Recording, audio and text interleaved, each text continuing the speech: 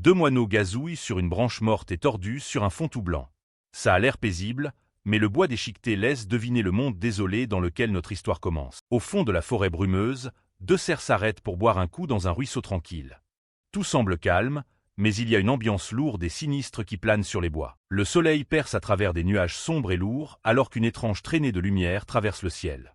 Un truc énorme se prépare au loin, et l'atmosphère devient sérieusement tendue. Une vieille pagode en ruine trône au sommet d'une colline aride, entourée d'arbres morts. L'endroit a l'air totalement abandonné, comme une ville fantôme où le temps s'est arrêté il y a une éternité. Des mendiants se blottissent dans les ruines d'une petite ville forestière, chuchotant des histoires de maisons hantées et de morts certaines. C'est une scène macabre, avec des gens qui attendent juste la fin dans les décombres. Des mouches bourdonnent autour d'une main sale et bandée, à côté d'un bol vide.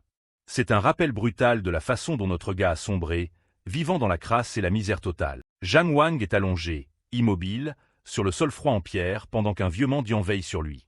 Le vieil homme lui dit de lâcher prise sur ce qui lui pèse sur le cœur. Ce mec fixe le plafond d'un regard vide, pensant à quel point la vengeance semble impossible dans son état actuel. Il se demande si ravaler son amertume est le seul moyen de trouver la paix. Ses yeux s'aiguisent soudain avec une étincelle de rage. Il est peut-être brisé et mourant, mais au fond de lui, il refuse d'accepter cette fin pathétique après tout ce qu'ils lui ont fait. Il se souvient du bon vieux temps où lui et ses frères formaient une équipe soudée. Ils avaient juré d'être des frères de sang pour la vie, mais ces souvenirs n'ont plus que le goût du poison maintenant. Ce mec, Fan Pengju, c'était celui en qui Zhang Wang avait le plus confiance. Derrière son sourire amical et son rire décontracté, le gars cachait littéralement une lame, attendant juste le bon moment. Notre gars revit le moment où il est tombé dans leur piège.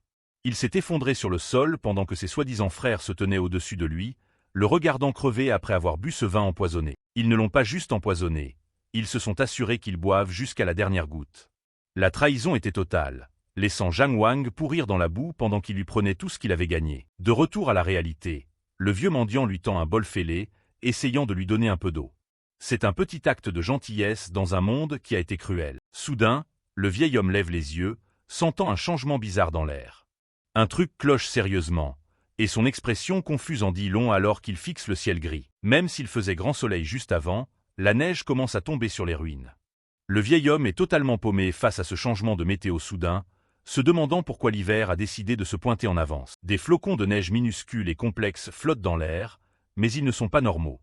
Ce n'est pas juste une tempête, c'est le résultat de cultivateurs de haut niveau qui s'affrontent avec une puissance de dingue quelque part près de la ville. Alors que la neige s'épaissit, le mendiant marmonne que la ville est devenue agitée.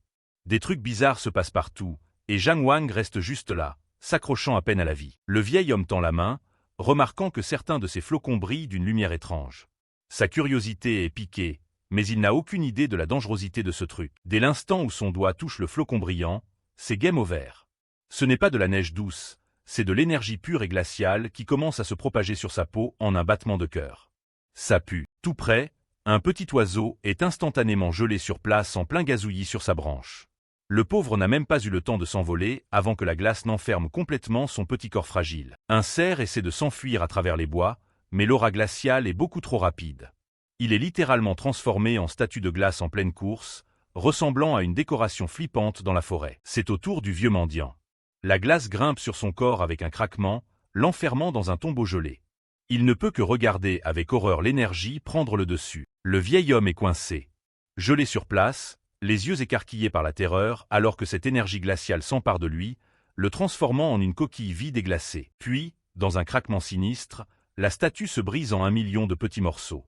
Il n'est plus là, ne laissant derrière lui que des éclats brisés et la neige froide et silencieuse. Zhang Wang est allongé dans la poussière, fixant un seul flocon de neige brillant. Il sait que cette chose magnifique est mortelle. Un seul contact avec cette essence pure du Dao le tuerait sur le coup. Il ferme les yeux, prêt à abandonner. Après 57 jours d'agonie et de trahison, notre pote décide de laisser la neige glaciale l'emporter.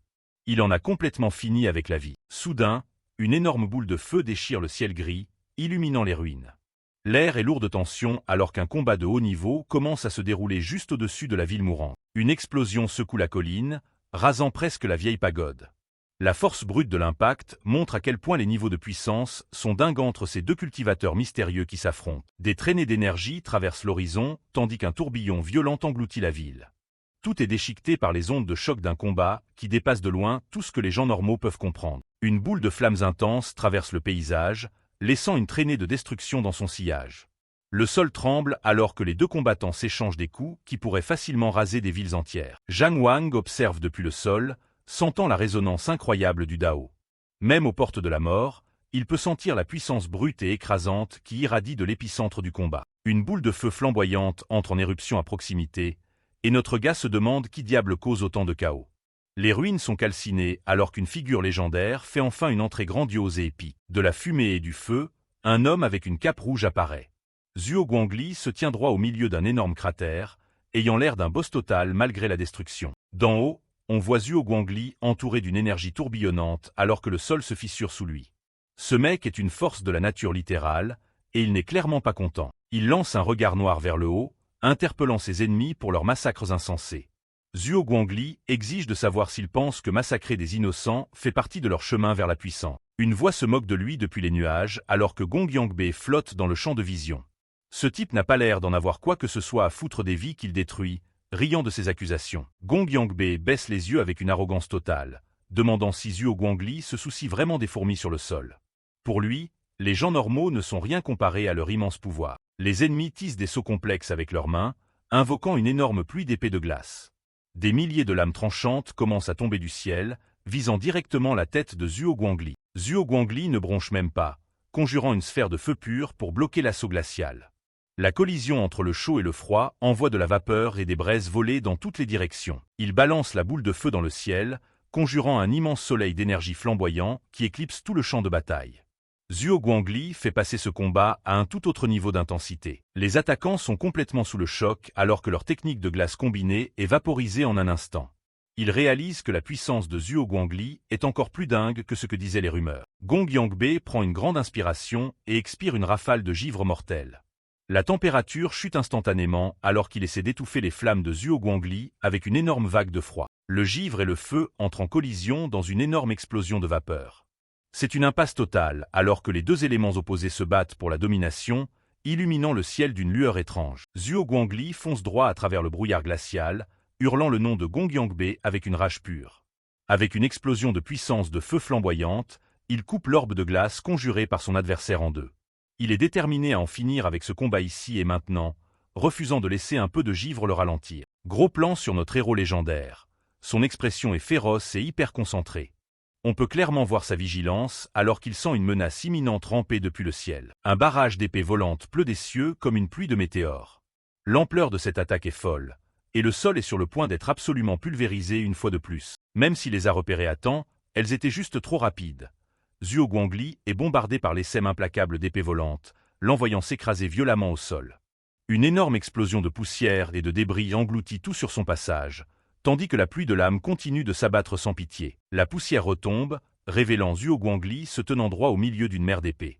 C'est clair qu'il a pris un coup brutal, mais notre pote respire encore et tient bon, défiant tous les pronostics. Mo Jingyu observe depuis le dos de son oiseau mécanique, ayant l'air plutôt impressionné. Zhuo a survécu à la formation des 9 yin, mais ce type se sent déjà beaucoup trop confiant. Mo Jingyu regarde en bas avec une confiance totale, notant que la nation Qin a été intelligente d'engager sa famille. Ce mec pense clairement que la bataille est déjà gagnée pour son camp. Zhuo Guangli n'en a rien à foutre, fonçant droit à travers le chaos tout en hurlant le nom de Mo Jingyu.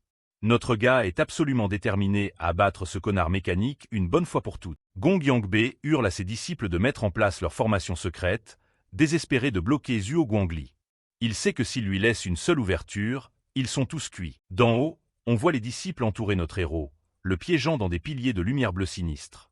C'est un énorme piège tactique conçu pour étouffer ces flammes intenses. Les disciples bougent en parfaite synchronisation, tissant des sauts complexes avec leurs mains pour renforcer la formation. Ils déversent toute leur énergie dans cette attaque, espérant que ça suffira à achever le génie légendaire. Les veines sur le cou des disciples brillent d'une énergie étrange et glaçante alors qu'ils se préparent pour leur prochain mouvement. La température autour d'eux chute brutalement, transformant leur souffle en un nuage de givre mortel. Ils se moquent de Zhuo Guangli, lui demandant s'il pense toujours avoir le contrôle de la situation. Avec un regard fou dans les yeux, il active officiellement la puissance totale et terrifiante de la formation. D'énormes anneaux d'énergie verte en forme de serpent fouettent l'air, s'écrasant sur la terre à une vitesse terrifiante. Les ruines sont complètement envahies par ces constructions mystiques, ne laissant à Zhuo Guangli absolument aucun espace pour s'échapper. Ces énormes segments d'énergie fusionnent rapidement, formant un serpent vert colossal qui se jette en avant, la gueule grande ouverte, prêt à dévorer tout sur son passage. Cette technique est aussi grotesque que puissante, et elle se rapproche vite. Zhuo Guangli tient bon, son épée de feu à la main, alors que les serpents s'enroulent tout autour de lui. Il est complètement encerclé par l'énergie froide, mais il n'a pas encore perdu son esprit combatif. Les serpents sont un vrai cauchemar. Si tu coupes une tête, 2 autres repoussent immédiatement. Zhuo Guangli réalise que même une seule morsure inondera son corps d'une énergie glaciale et mortelle. Gong Yangbei expire une rafale de givre concentré, buffant continuellement les serpents de glace et visant à geler l'âme même de Zhuo Guangli. La quantité d'énergie froide qui irradie de ce type montre clairement que sa base de cultivation et les techniques qu'il déclenche sont tout sauf ordinaires. Les serpents bleus resserrent leur étreinte alors que Gong Yangbei déclenche son art du gel de sang. Zhuo Guangli se fait engloutir par un énorme pilier de glace, son feu commençant enfin à vaciller. Avec un autre souffle glacial, la température baisse encore plus, transformant le champ de bataille en un désert gelé. On dirait que le feu légendaire de Zhuo Guangli a enfin trouvé son maître dans ce froid. Gros plan sur le visage de notre héros. Sa peau devient pâle et du givre commence à se former sur son front. L'énergie glaciale envahit son corps, essayant d'arrêter son cœur net. Mo Jingyu observe depuis son oiseau mécanique, déclarant Zhuo Guangli impuissant face à leurs arts secrets. Il crie déjà victoire, convaincu que leur adversaire légendaire est enfin fini pour de bon. Zhuo Guangli est complètement enfermé dans une énorme montagne de glace déchiquetée. Même les serpents d'énergie sont gelés sur place, transformant toute la scène en un monument de mort silencieux et terrifiant. Les piliers de lumière s'estompent alors que la sculpture de glace se dresse immobile dans les ruines. C'est une vision effrayante, et on dirait que le légendaire Zhuo Guangli a été vaincu par ses ennemis. Soudain, une lueur bizarre commence à émaner du centre de la masse gelée. La glace commence à se fissurer sous une énorme pression interne, et les choses sont sur le point de dégénérer. L'expression suffisante de Gong Yangbei disparaît instantanément, remplacée par un regard de pur choc et de sueur. Il n'arrive pas à croire ce qu'il voit. Zhuo Guangli ne devrait pas pouvoir bouger du tout. Boum! Zhuo Guangli jaillit de la glace dans une énorme explosion de feu. Il pousse son âme à la limite, transformant son propre sang bouillant en une arme de destruction absolue. Mo Jingyu panique, ordonnant à son oiseau mécanique de lancer un barrage de plumes tranchantes comme des rasoirs. Il balance tout ce qu'il a sur Zhuo Guangli, mais sa confiance a totalement disparu maintenant. Zhuo Guangli ne prend même pas la peine d'esquiver, ne bronchant pas d'un poil alors qu'il opte pour un choc frontal et brutal. Ses mains fendent l'air, conjurant un énorme disque de feu et le balançant directement sur Mo Jingyu. Il ressemble à un démon de flamme littérale alors qu'il prépare sa contre-attaque mortelle. Une énorme vague de chaleur vaporise chaque projectile entrant en un battement de cœur. Le rayon de feu brûlant de Zhuo Guangli incinère complètement l'oiseau mécanique de Mo Jingyu. Ce mec a eu la chance de lâcher son véhicule et de s'éjecter juste à temps, sinon il serait un homme mort à l'heure qu'il est. Ce mec rassemble une boule de feu concentrée dans sa paume, prêt à la lâcher. Le regard dans ses yeux en dit long. Il va finir tout ce combat maintenant. Le ciel entre en éruption avec une série d'énormes boules de feu alors que la bataille atteint son paroxysme. Zhuo Guangli montre enfin l'étendue de sa puissance terrifiante à ses ennemis. Mo Jingyu regarde avec une horreur absolue sa formation secrète se faire déchiqueter. Il n'arrive pas à croire que son légendaire piège des 9 yin ait été vaincu si facilement par des flammes pures et brutes. Des pétales de feu brillants tombent des nuages comme une pluie magnifique mais mortelle. Ce sont les fleurs flamboyantes brûleuses de ville de Zhuo Guangli, une technique aussi légendaire que l'homme lui-même. Les disciples ennemis regardent en l'air, confus par ces étranges fleurs lumineuses qui tombent autour d'eux. Ils n'ont aucune idée qu'ils regardent la mort en face alors que le feu commence à descendre. Un disciple arrogant essaie d'attraper un pétale, se moquant de l'art de 3e ordre de Zhuo Guangli. Il dit à ses frères de regarder comment il étouffe d'une seule main, comme si de rien n'était. Grave erreur. Le pétale explose instantanément, transformant le disciple en un squelette carbonisé en une fraction de seconde. La chaleur pure du feu de Zhuo Guangli dépasse de loin tout ce que ces gars avaient imaginé. Gong Yangbei hurle à ses hommes restants d'utiliser immédiatement leurs arts de l'élément eau. Il reconnaît la technique et sait qu'ils seront tous vaporisés s'ils ne créent pas une zone de sécurité tout de suite. Les survivants se bousculent pour invoquer des torrents d'eau, essayant de bloquer la pluie de feu implacable. C'est une lutte désespérée pour rester en vie face à une attaque qui fait littéralement fondre le ciel. Mo Jingyu réalise que les rumeurs folles sur Zhuo Guangli détruisant une ville entière étaient en fait vraies. Même à 19 ans, la puissance de notre héros était déjà suffisante pour raser toute une civilisation. Il ouvre d'un coup sec l'énorme caisse dans son dos, lâchant un essaim d'oiseaux mécaniques dans la fumée et le feu dans une tentative désespérée de contrer les fleurs flamboyantes de Zhuo Guangli. Le ciel est un bordel chaotique de métal et de flammes, alors que les antagonistes se démènent juste pour rester en vie. Vu de loin, le ciel ressemble à une zone de guerre absolue, rayée de la lueur dorée des arts mystiques, de l'orange ardent des flammes et du noir sombre des déchiquetés du fer-volant.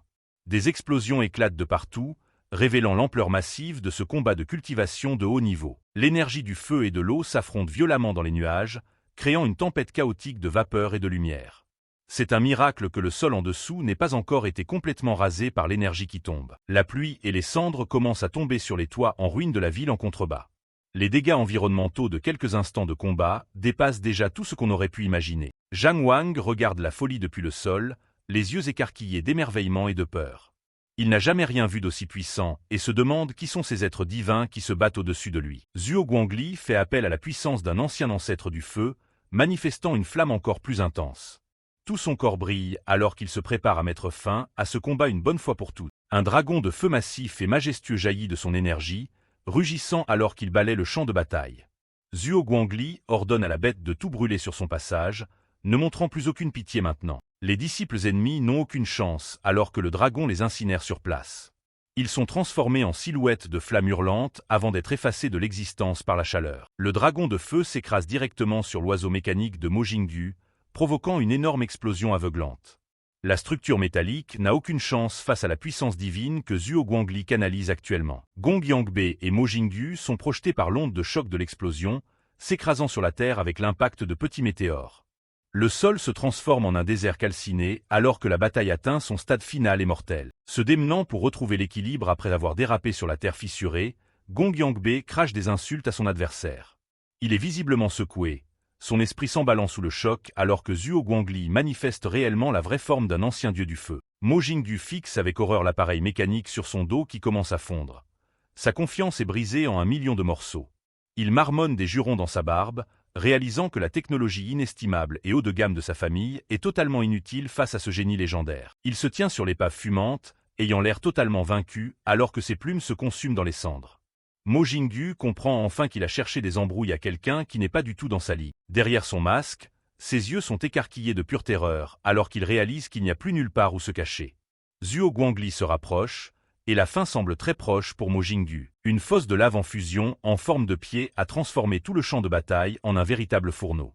La technique invoquée par Zhuo Guangli est d'une chaleur tellement brûlante que la terre elle-même se liquéfie sous la pression pure de leur puissance terrifiante en ce moment. Zhuo Guangli se tient là, couvert de flammes, ressemblant à une bête féroce.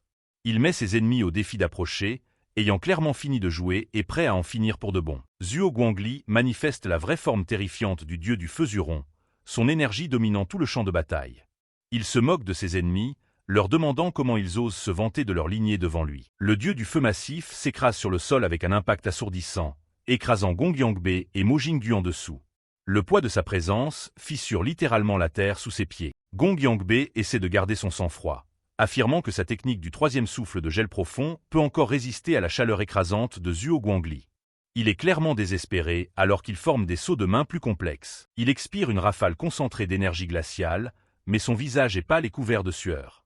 Il devient clair que même ces arts de glace les plus puissants luttent contre le dieu du feu. La pression est trop forte, et Gong Yangbei se met à tousser violemment tout en se tenant la gorge. Mo Jingyu observe depuis l'arrière-plan, suggérant enfin qu'il serait peut-être temps pour eux de battre en retraite. Zhuo Guangli, englouti par d'immenses flammes, pleure la défaite inévitable à River Valley. Il dit qu'aucun océan ne peut laver la honte nationale et la haine personnelle qu'il ressent en ce moment. Des larmes de feu coulent des yeux brillants de Zhuo Guangli alors que son âme brûle d'une passion intense. La tragédie de son passé et le poids de son devoir le déchirent visiblement. Il rit sauvagement, déclarant que lui seul peut sauter la vie et que seul Zuron peut brûler son âme. Il s'est complètement abandonné à la puissance destructrice du dieu du feu. Il rejette la tête en arrière, poussant un rugissement de défi alors que les flammes déferlent encore plus violemment. Il met quiconque au défi de s'avancer et de prendre sa tête. Mais les mots avaient à peine quitté sa bouche que le karma a frappé instantanément. Un éclair violet traverse soudainement le cou de Zhuo Guangli. Une traînée de lumière violette traverse la fumée et les flammes, tranchant nettement la tête de Zhuo Guangli.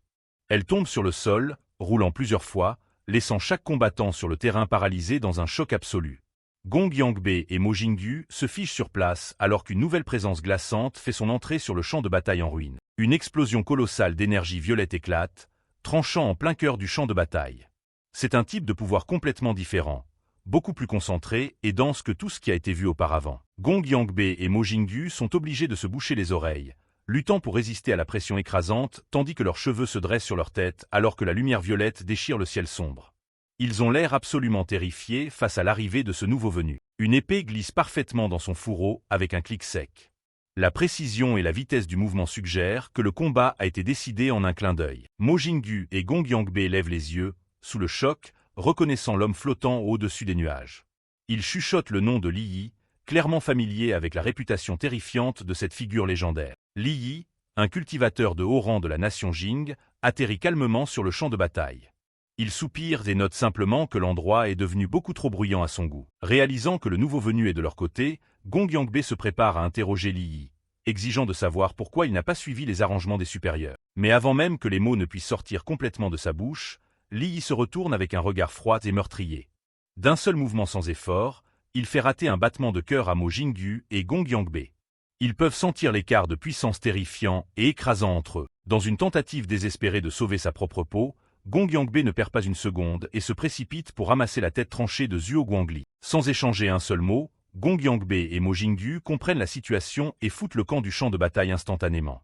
L'arrivée de Li Yi a complètement réécrit le destin de chaque âme restante à Kok. Dans une forêt désolée, Li Yi, un cultivateur de haut niveau, de rang divin, dans des robes blanches immaculées, marche calmement vers le géant de feu sans tête de Zhuo Guangli. Li Yi, un voyageur mystérieux avec un point rouge sur le front, tient calmement un artefact étrange et sombre tout en observant le champ de bataille chaotique autour de lui. L'artefact sombre parle avec une voix surnaturelle, déclarant que la dette est enfin réglée alors qu'une lumière verte palpite de sa bouche monstrueuse et pleine de crocs aujourd'hui. Dès que les mots ont quitté ses lèvres, le médaillon de commandement a explosé instantanément et s'est volatilisé dans la main de Li Yi, marquant la fin d'un pacte mystérieux. Li Yi reste là à observer les braises sans tête du guerrier légendaire sous sa forme de géant de feu, alors que les flammes déchaînées continuent de s'embraser, incinérant lentement les tout derniers restes de Zhuo Guangli. Li Yi regarde la destruction à travers ses doigts, ses yeux roses reflétant la lumière brillante du géant de feu qui s'effondre dans le lointain obscur aujourd'hui. Il encadre le géant mourant dans sa main, un observateur froid des derniers instants du guerrier légendaire sous le ciel sombre et très étoilé de cette nuit. Il se penche sur le côté, savourant chaque seconde de ce moment. Puis, comme dernière signature moqueuse, un sarcastique « boum » s'échappe de ses lèvres. Une énorme explosion de feu et de lumière secoue le ciel alors que la bataille de haut niveau atteint sa conclusion violente et absolue au-dessus des ruines silencieuses ici. Un petit sourire froid et satisfait joue sur les lèvres de Li Yi alors qu'il inspecte les conséquences, clairement pas impressionné par les cultivateurs légendaires qu'il vient de massacrer si facilement. Un seul rayon de soleil perce à travers les nuages épais et sombres, illuminant les ruines désolées où un jeune homme brisé gît, oublié dans le froid. Zhang Wang, un jeune homme émacié dans des robes rouges en lambeaux, cherche son souffle alors qu'il lutte pour rester conscient au milieu des ruines du temple abandonné. Notre gars serre les dents, pensant désespérément qu'il n'est pas encore prêt à mourir malgré le poison et la trahison qui ont récemment détruit toute sa vie. Avec ses dernières forces, Zhang Wang commence à ramper à travers la porte en ruine de la ville, déterminé à trouver un moyen de survivre maintenant. Ce mec s'appuie contre un pilier en ruine, ayant l'air absolument détruit. 57 jours d'agonie ont transformé notre pote en l'ombre de lui-même. Ses pas sont lourds et irréguliers alors qu'il traîne son corps brisé vers l'avant aujourd'hui, poussé par un désir brûlant de vengeance contre son quatrième frère. Zhang Wang s'effondre sur le sol froid, le visage collé contre la terre, alors qu'il continue de pousser vers le centre du champ de bataille ce matin. Il espère trouver un débris de trésor laissé par les puissants cultivateurs, quelque chose qui pourrait agir comme sa dernière bouée de sauvetage dans ce désert. Autour de lui, il n'y a que les restes macabres des tombés, du métal brisé et des fragments d'os, mais il refuse obstinément d'abandonner sa recherche désespérée. Le pauvre type a l'air totalement dévasté. Tout a été réduit en cendres, et il semble que sa dernière chance de survie vient de disparaître dans le vide obscur. Soudain, il repère un truc bizarre enterré dans la terre. Ses mains tremblantes se tendent immédiatement vers un flacon de pilules dorées et fêlées. La mâchoire de Zhang Wang se décroche alors que ses yeux s'écarquillent. Il n'arrive pas à croire à sa chance. Un flacon de pilules d'un cultivateur de haut niveau est juste là, devant lui. Il en sort une pilule grossière et pourpre. C'est la pilule d'ouverture des méridiens pour laquelle il a autrefois versé sang et sueur, juste pour se la faire arracher par la cupidité froide et la trahison de ses propres frères jurés. Il avale la pilule sans hésiter, se préparant à l'impact. C'est un pari énorme, mais c'est le seul moyen de réparer ses méridiens brisés et de remonter la pente. Une énergie dorée aveuglante traverse son corps, purgeant le poison toxique. Le vrai boulot ne fait que commencer, et la douleur va empirer gravement. Une lumière dorée inonde sa colonne vertébrale alors que le pouvoir de la pilule détruit les blocages. La douleur atroce est un petit prix à payer pour la chance de récupérer tout ce qu'il a perdu. Son esprit se sépare, brillant d'une lumière divine alors que des symboles anciens tourbillonnent autour de lui. La pilule d'ouverture des méridiens fait son travail, remodelant son essence même pour la grandeur. Debout seul sous un ciel rouge sang, Zhang Wang prend sa première inspiration d'une vie renouvelée. Le poison a disparu, remplacé par une clarté froide et vive qu'il n'avait jamais ressentie. Les yeux de notre gars brûlent d'un feu nouveau. Il n'est plus seulement un survivant. C'est une arme de vengeance, prêt à faire payer très cher à tous ceux qui l'ont trahi. Sous le regard d'un énorme soleil brûlant, il réalise que le destin est une chose inconstante. Un instant il était un mendiant, le suivant, une légende en devenir. La nuit tombe sur le temple en ruine, mais l'air semble complètement différent maintenant. Le silence n'est plus lourd de l'odeur de la mort, mais du poids sinistre d'une tempête imminente. Un impact soudain et puissant secoue le sol à proximité. Dans ce désert désolé, des ondes de vie vibrantes continuent de se propager, signalant l'aube d'un nouveau départ. Ce mec regarde ses mains bandées et en lambeaux, toujours incapable de croire qu'il est en vie. La galère était réelle, mais le résultat tient du miracle. Zhang Wang baisse la tête dans une prière silencieuse pour les tombés. Il promet que leurs sacrifices ne seront pas vains alors qu'il se prépare à quitter ce cimetière. Soudain, dessous la terre, des braises dorées s'élèvent de la tombe que Zhang Wang vient de creuser, comme si les âmes défuntes avaient enfin trouvé la paix. L'énergie du champ de bataille reste lourde d'un potentiel brut et inexploité. Les braises dorées fusionnent progressivement en un croissant de lune à la lueur étrange. Quelque chose l'appelle, un pouvoir bien au-delà du royaume des mortels qu'il commence à peine à effleurer. Le jeune homme tend la main pour l'attraper, mais la lumière continue d'irradier, s'infiltrant à travers les espaces entre ses doigts. Dans la paume de Zhang Wang, il a l'impression de tenir les secrets mêmes de l'univers. Sa vision s'aiguise, ses yeux brillant d'un rouge profond et intense. Chaque détail du monde devient clair, alors que ses méridiens nouvellement éveillés inondent ses sens d'un pouvoir brut et inexploité. Soudain, le monde disparaît, et il se retrouve flottant dans un vaste vide étoilé. Des anneaux de lumière dorés palpitent sous ses pieds, marquant cet espace mystérieux et transcendantal. Une figure bleue et lumineuse apparaît devant lui, se tenant parfaitement immobile.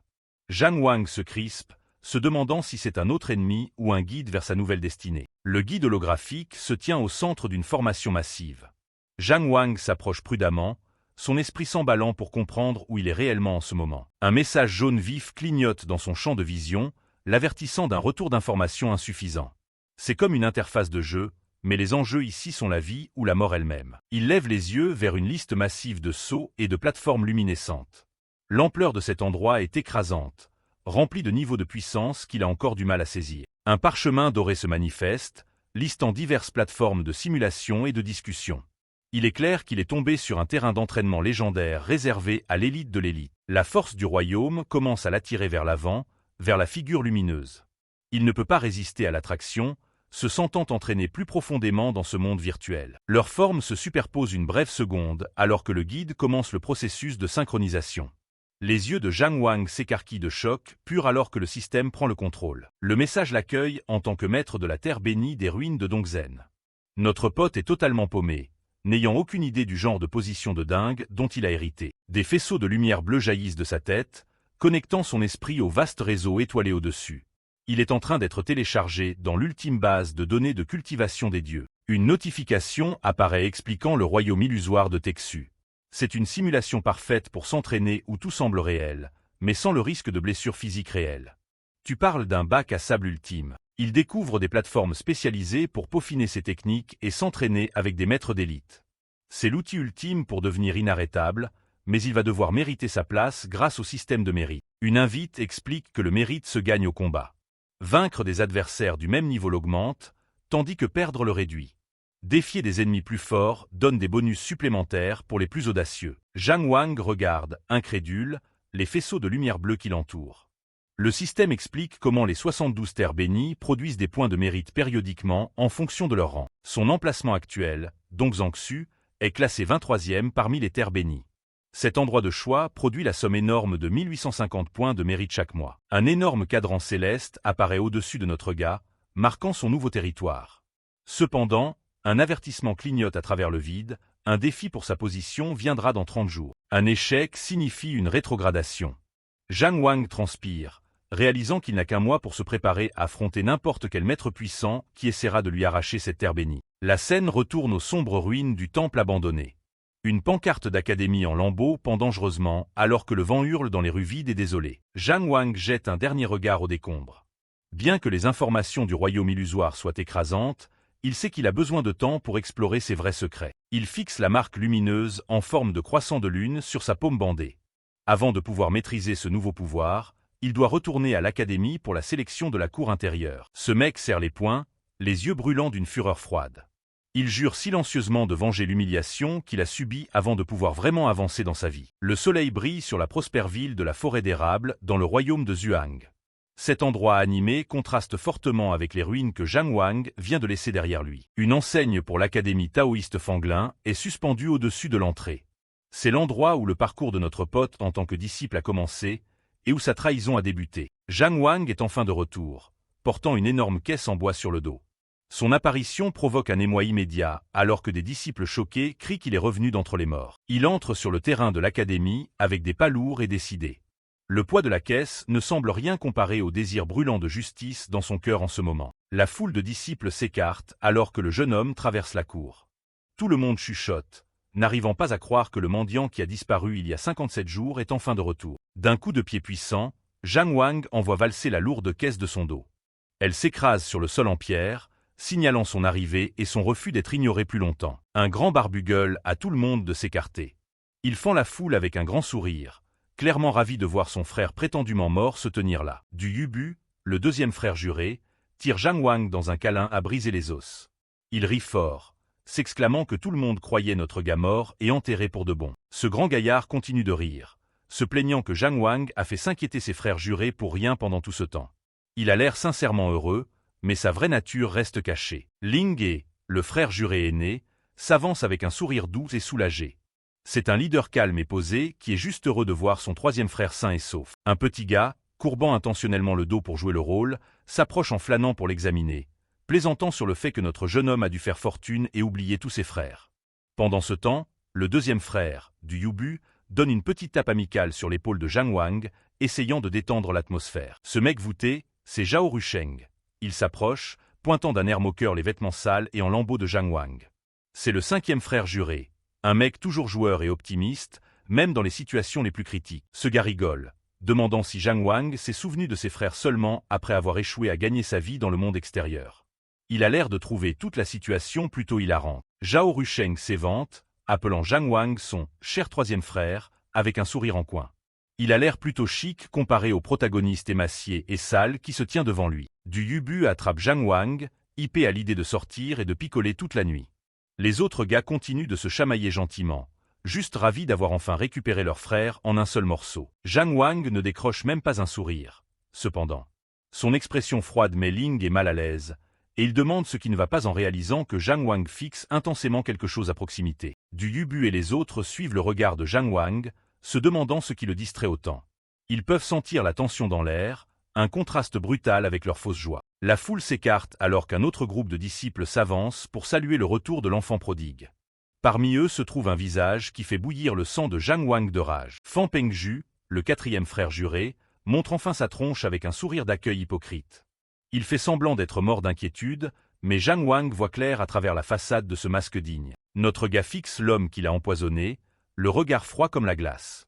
Il demande si Fan Pengju souhaitait vraiment son retour, tranchant à travers les couches de tromperie et de fausse fraternité. Fan Pengju bégaye, insistant désespérément qu'il doit y avoir un énorme malentendu entre eux.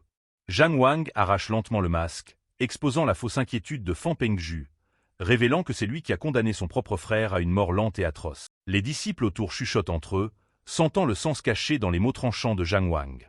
Certains croient encore à la droiture de Fan Pengju, ignorant le serpent qui se tient juste devant eux. Ling essaie de jouer les pacificateurs, suggérant de s'asseoir et de tirer les choses au clair tous ensemble. Il promet que les frères soutiendront Zhang Wang s'il a vraiment été lésé. Zhang Wang regarde la lourde caisse en bois qu'il a ramenée des ruines. Il reconnaît son lien avec le frère aîné, mais regrette que certains le trahiraient par pure cupidité. Les yeux de Fan Pengju se plissent alors qu'il prévient Zhang Wang de ne pas lancer d'accusations sans fondement et sans preuve. Il est convaincu d'avoir parfaitement couvert ses traces, mais il a tout faux. Voilà la preuve. Avec un cri puissant, Zhang Wang explose la caisse en bois en 1 million de morceaux. La violence soudaine de son geste laisse tous ceux qui se trouvent dans la cour complètement abasourdis. Du Yubu et les autres disciples halètent en voyant ce qui était caché dans la caisse. La tension atteint son point de rupture alors qu'une preuve vivante et respirante est enfin révélée. Un homme bâillonné et ligoté roule hors des débris de la caisse, tremblant de peur absolue. Le visage de Fan Pengju blêmit en reconnaissant le serviteur personnel de sa famille, désormais totalement exposé. Le serviteur, Fan Deke, gémit à travers son bâillon, les yeux écarquillés de terreur en regardant son maître. Il sait que sa vie est finie maintenant que son sombre secret est découvert. Zhang Wang raconte comment ce serviteur a livré une invitation empoisonnée pour la tour de l'observation de la Lune. Il explique le piège cruel qui lui a été tendu en utilisant du vin coupé avec une toxine mortelle. Avant que le serviteur ne puisse dire un mot, Fan Pengju dégaine son épée et l'abat. Il hurle que le serviteur a trahi la famille en complotant avec des bandits pour lui nuire. La lame transperce la gorge du serviteur, le réduisant au silence pour toujours dans une gerbe de sang. C'est un mouvement désespéré pour enterrer la vérité avant que toute l'académie ne découvre ce qui s'est passé. Fan Pengju se tient au-dessus du cadavre, respirant lourdement alors qu'il essaie de maintenir sa façade. Il dit à Zhang Wang de ne pas croire les mensonges d'un misérable esclave qui voulait sauver sa peau. Zhang Wang reste impassible, révélant qu'il a déjà des aveux signés du serviteur mort. Il demande si son frère aimerait voir la preuve écrite de ses ordres. Les deux frères se tiennent dos à dos, séparés par un fossé qui ne pourra plus jamais être comblé.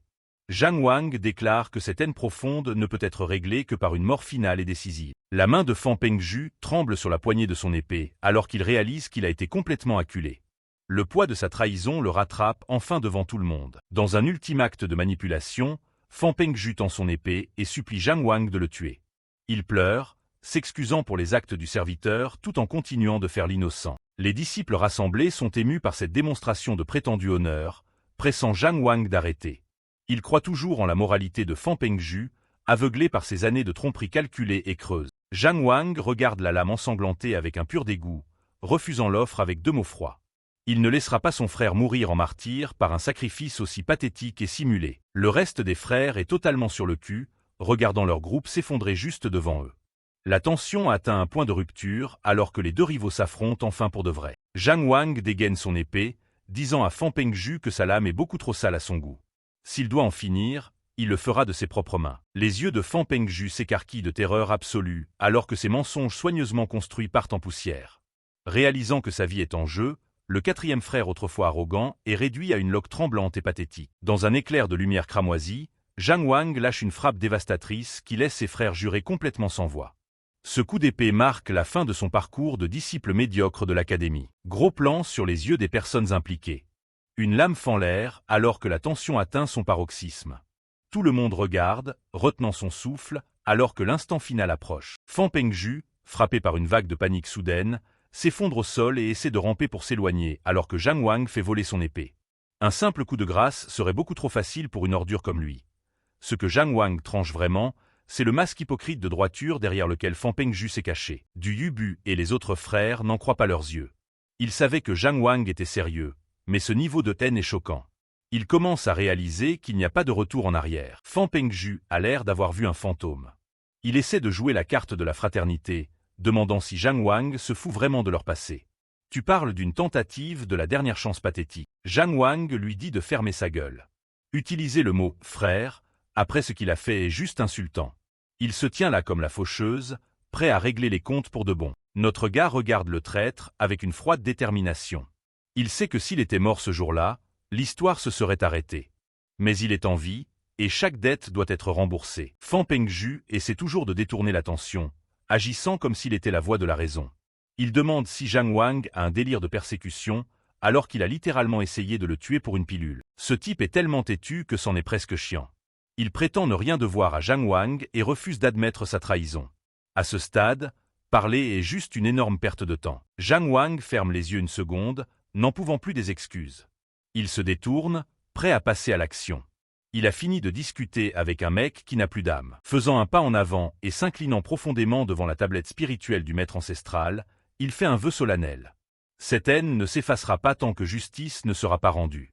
Il offre ce combat comme un jugement formel pour les crimes du traître. Il se tient seul devant la statue massive, demandant un duel à mort du jugement du Dao.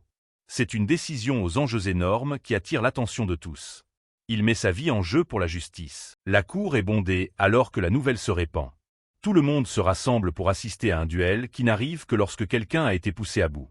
L'air est lourd d'anticipation. Zhang Wang serre son épée, son expression plus dure que la pierre. Selon les règles de l'Institut, Fan Pengju ne peut pas refuser ce défi. Il n'y a pas moyen d'échapper aux conséquences cette fois. Fan Pengju le traite de malade mental, mais on peut voir la peur s'insinuer dans ses yeux. Il réalise enfin que le mec qu'il a trahi n'est plus la même personne qu'il connaissait. Soudain, Le vent se lève et des feuilles commencent à tourbillonner partout. La foule panique, se demandant ce qui se passe. Un truc énorme arrive, et l'atmosphère dans la cour change en un instant. Les deux combattants lèvent les yeux, sentant une présence massive s'abattre sur eux.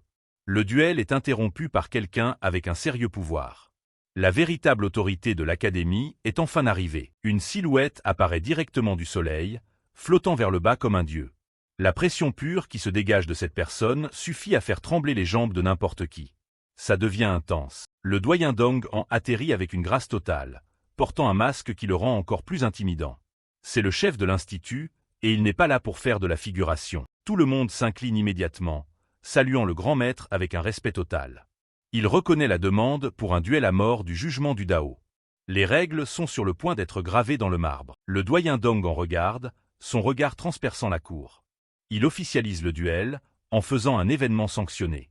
L'un d'eux ne sortira pas d'ici vivant. Il commence à canaliser son énergie, invoquant la cage de jade. C'est une barrière de haut niveau qui empêche quiconque d'interférer.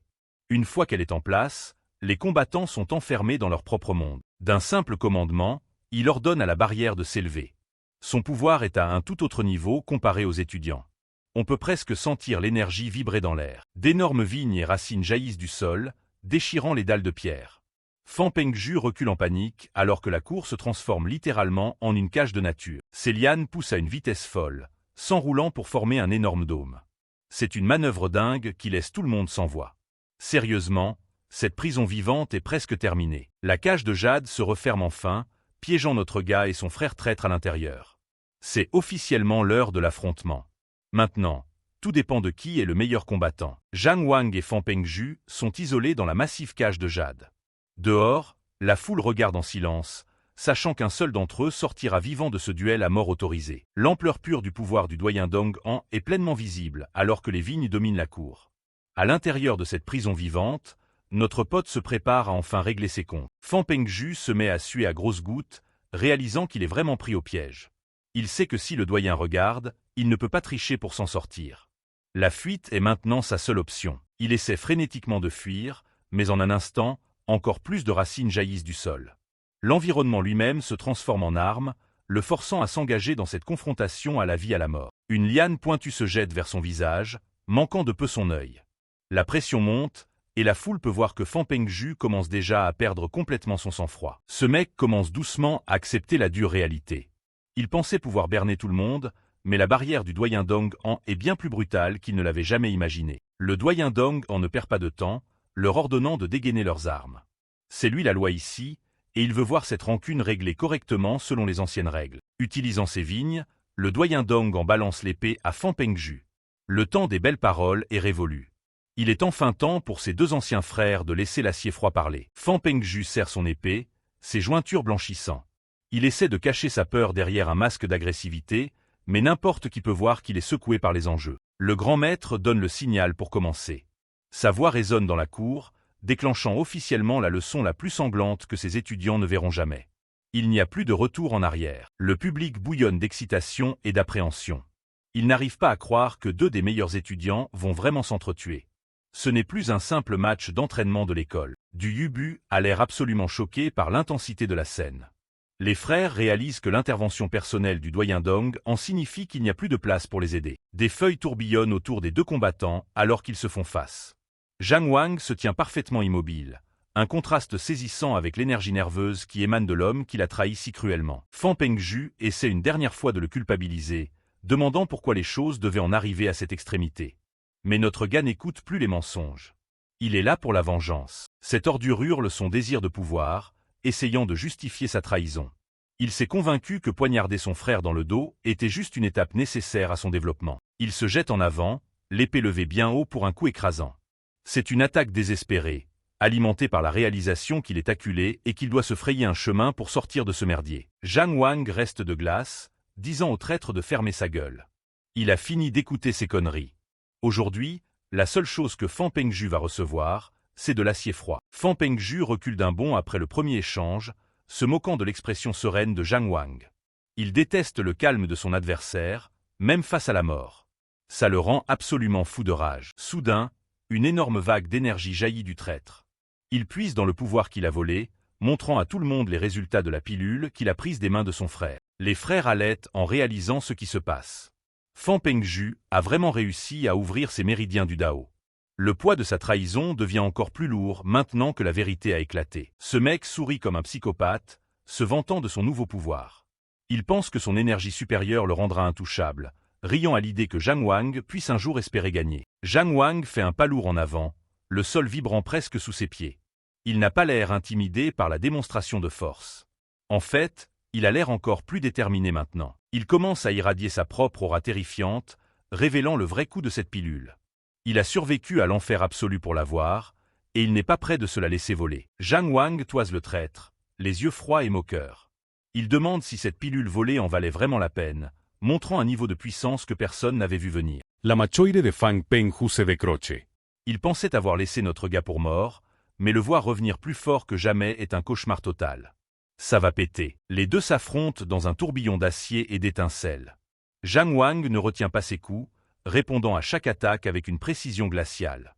La foule a du mal à suivre la vitesse de leur duel. Fan Pengju serre les dents, sentant le poids de l'épée de son rival.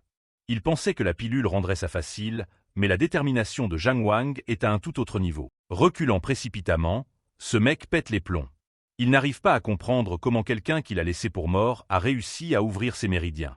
La panique commence enfin à s'installer pour de bon. Le sang gicle alors que le combat devient plus violent. Fan Pengju transpire à grosses gouttes, essayant de trouver une ouverture, mais notre pote est comme un mur de fer. Il n'a plus nulle part où s'enfuir. Le traître essaie de se convaincre qu'il a toujours le dessus. Il pense que s'il fait juste traîner les choses en longueur, les blessures de Zhang Wang finiront par le rattraper. Ils échangent coup sur coup dans une séquence vertigineuse d'attaques. Chaque choc envoie des ondes dans la cour. C'est clair qu'aucun d'eux n'a l'intention de sortir vivant de cette cage. Le doyen Dong en observe le massacre de son point de vue, ayant l'air complètement imperturbable. Il sait que les règles de l'académie doivent être respectées, peu importe à quel point le résultat peut être sanglant. Du Yubus encourage son troisième frère pendant que les autres disciples regardent en silence. Ils peuvent voir que les méridiens du Dao de Zhang Wang sont quelque chose de complètement hors norme. Le duel atteint un point culminant alors qu'ils dansent sur les racines géantes. Chaque mouvement est un pari avec la mort, et l'air est lourd de l'odeur du sang et de la sueur. Alors que Zhang Wang saute en l'air pour asséner un coup écrasant, Fan Pengju pense avoir enfin repéré une faille fatale dans la technique de son adversaire. Voyant le mouvement de Zhang Wang si exposé et son flanc grand ouvert, il se prépare à lancer une contre-attaque. L'acier brille à quelques centimètres du visage du traître. Il pousse sa lame tout droit, visant le flanc exposé de Zhang Wang. Une frappe soudaine et violente fait couler le sang, peignant la scène d'un rouge viscéral. Ce que les autres disciples voient, c'est la lame de Fan Pengju s'enfoncer droit dans l'abdomen du protagoniste. Fan Pengju se moque de lui avec un sourire narquois et triomphant. Mais ce n'est qu'un appât calculé. Le mouvement classique du sacrifice d'un pion pour capturer le roi. Alors que Zhang Wang balance sa lame directement vers le bras de Fan Pengju. Un craquement écœurant résonne dans la cage de jade alors qu'une lame trouve sa cible. Le bruit de la chair déchirée est indubitable, et le cours de la bataille bascule pour de bon. Le cri de Fan Pengju retentit alors que sa défense est brisée. Il regarde sa main mutilée avec une incrédulité totale, réalisant que ses rêves de puissance se transforment en cauchemars. Zhang Wang ne lui laisse pas une seconde pour souffler, se jetant en avant avec des yeux brillants d'un rouge terrifiant. Il ressemble à un démon possédé par l'esprit de la vengeance et d'une haine absolue. Il balance un coup de coude brutal directement dans la poitrine du traître, lui brisant les os pour enfin lui faire fermer sa sale gueule. Même si c'était un simple coup physique, la force derrière était si immense qu'elle a envoyé Fan Pengju voler directement hors de la plateforme de duel. Au moment où Fan Pengju est expulsé de l'arène, les lianes de la technique entrelacement éternel du doyen Dong en se resserrent instantanément. Ce champ de bataille ne permet de partir qu'une fois l'autre mort. Ces lianes le renvoient au centre. Le traître gît brisé parmi les racines, cherchant son souffle. Il lève les yeux pour voir la silhouette de Zhang Wang s'approcher de lui comme un juge prêt à prononcer la sentence finale. Zhang Wang attrape la poignée et retire lentement la lame de son corps, le visage assombri par l'ombre de l'agonie et du traumatisme psychologique des 2 derniers mois. Il a attendu ce moment exact à travers 57 jours de souffrance insupportable. Debout au-dessus de son ennemi à terre, son expression froide et indolore est comme une lame transperçant le cœur de celui qui a volé son avenir. L'exécution est sur le point de commencer, et personne ne peut l'arrêter. Les yeux de Fan Pengju s'écarquillent alors qu'il réalise enfin la vérité. Zhang Wang a délibérément montré une faiblesse juste pour l'attirer. Il s'est fait avoir sur tous les plans par son rival. Zhang Wang se jette en avant, prêt à en finir. Il crie qu'il est enfin temps de payer, sa lame pointée droit sur le traître qui a tout gâché. C'est l'heure. Fan Pengju craque complètement, pleurant et demandant une pitié qu'il ne mérite pas. Mais l'expression de Zhang Wang est glaciale. Il n'est pas prêt de laisser ce mec s'en tirer à si bon compte maintenant. Fan Pengju recule en titubant vers le bord de l'arène. Il a l'air d'une bête acculée, réalisant que sa trahison est enfin arrivée à son prix le plus brutal. Il se retourne pour s'apercevoir qu'il n'y a pas de retour possible. Sous lui se trouve le bord de l'abîme, attendant son âme. Désespéré et brisé, Fan Pengju hurle à l'aide. Il essaie d'utiliser son statut de descendant de la puissante famille Fan pour supplier le doyen Dong Han d'avoir un minimum de pitié. Le doyen Dong Han reste de marbre, les yeux froids et détachés. Il rappelle au traître que dans un combat à mort, seul le vainqueur a le droit de décider du sort du perdant. Zhang Wang domine son ancien frère, son épée luisant sous la lumière pâle. L'air est lourd de l'odeur du sang et du poids écrasant d'un jugement final imminent. Le traître continue son spectacle pathétique, suppliant d'avoir une chance de s'expliquer. Il tremble de peur, espérant que son troisième frère ait encore une petite étincelle de compassion au fond de lui. Notre protagoniste n'est pas ému par les larmes. Il regarde en bas avec un visage dur comme la pierre, accordant à l'homme une dernière chance de parler avant que la fin n'arrive enfin pour lui. Fan Pengju hurle à propos de la pression de sa famille et des espoirs de son père. Il justifie son vol en prétendant qu'il n'avait pas le choix s'il voulait atteindre le sommet de la cultivation. Il pleure sur ses nuits blanches et simule un profond regret pour ses actes. Il a l'audace d'appeler Zhang Wang son frère, implorant le pardon juste une seule fois. Zhang Wang ne dit pas un mot de plus. Il lève sa lame dans les airs, l'acier froid reflétant les feuilles tourbillonnantes alors qu'il se prépare à porter le coup de grâce de la vengeance. L'épée s'abat avec un bruit sourd et écœurant, transperçant la poitrine du traître. Le sang gicle sur la pierre alors que la vie de Fan Pengju commence à s'estomper dans le néant. Un gros plan sur le coup fatal montre la sinistre réalité du duel. L'homme qui a volé l'avenir de son frère est maintenant en train de rendre son dernier souffle sur le sol froid et dur. Zhang Wang se tient au-dessus du corps, son expression indéchiffrable.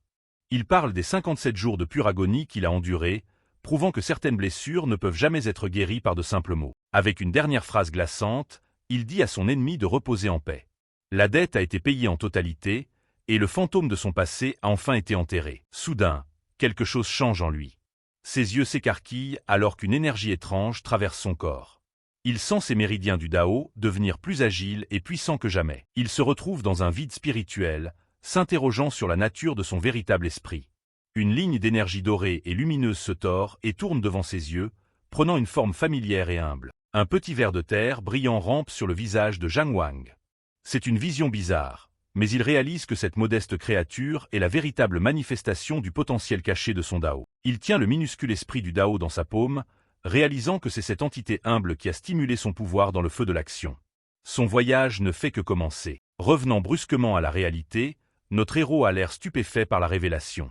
Il a non seulement survécu, mais évolué en quelque chose de bien plus grand que quiconque à l'académie n'aurait pu le prédire. Le doyen Dong en s'avance, mettant fin au spectacle.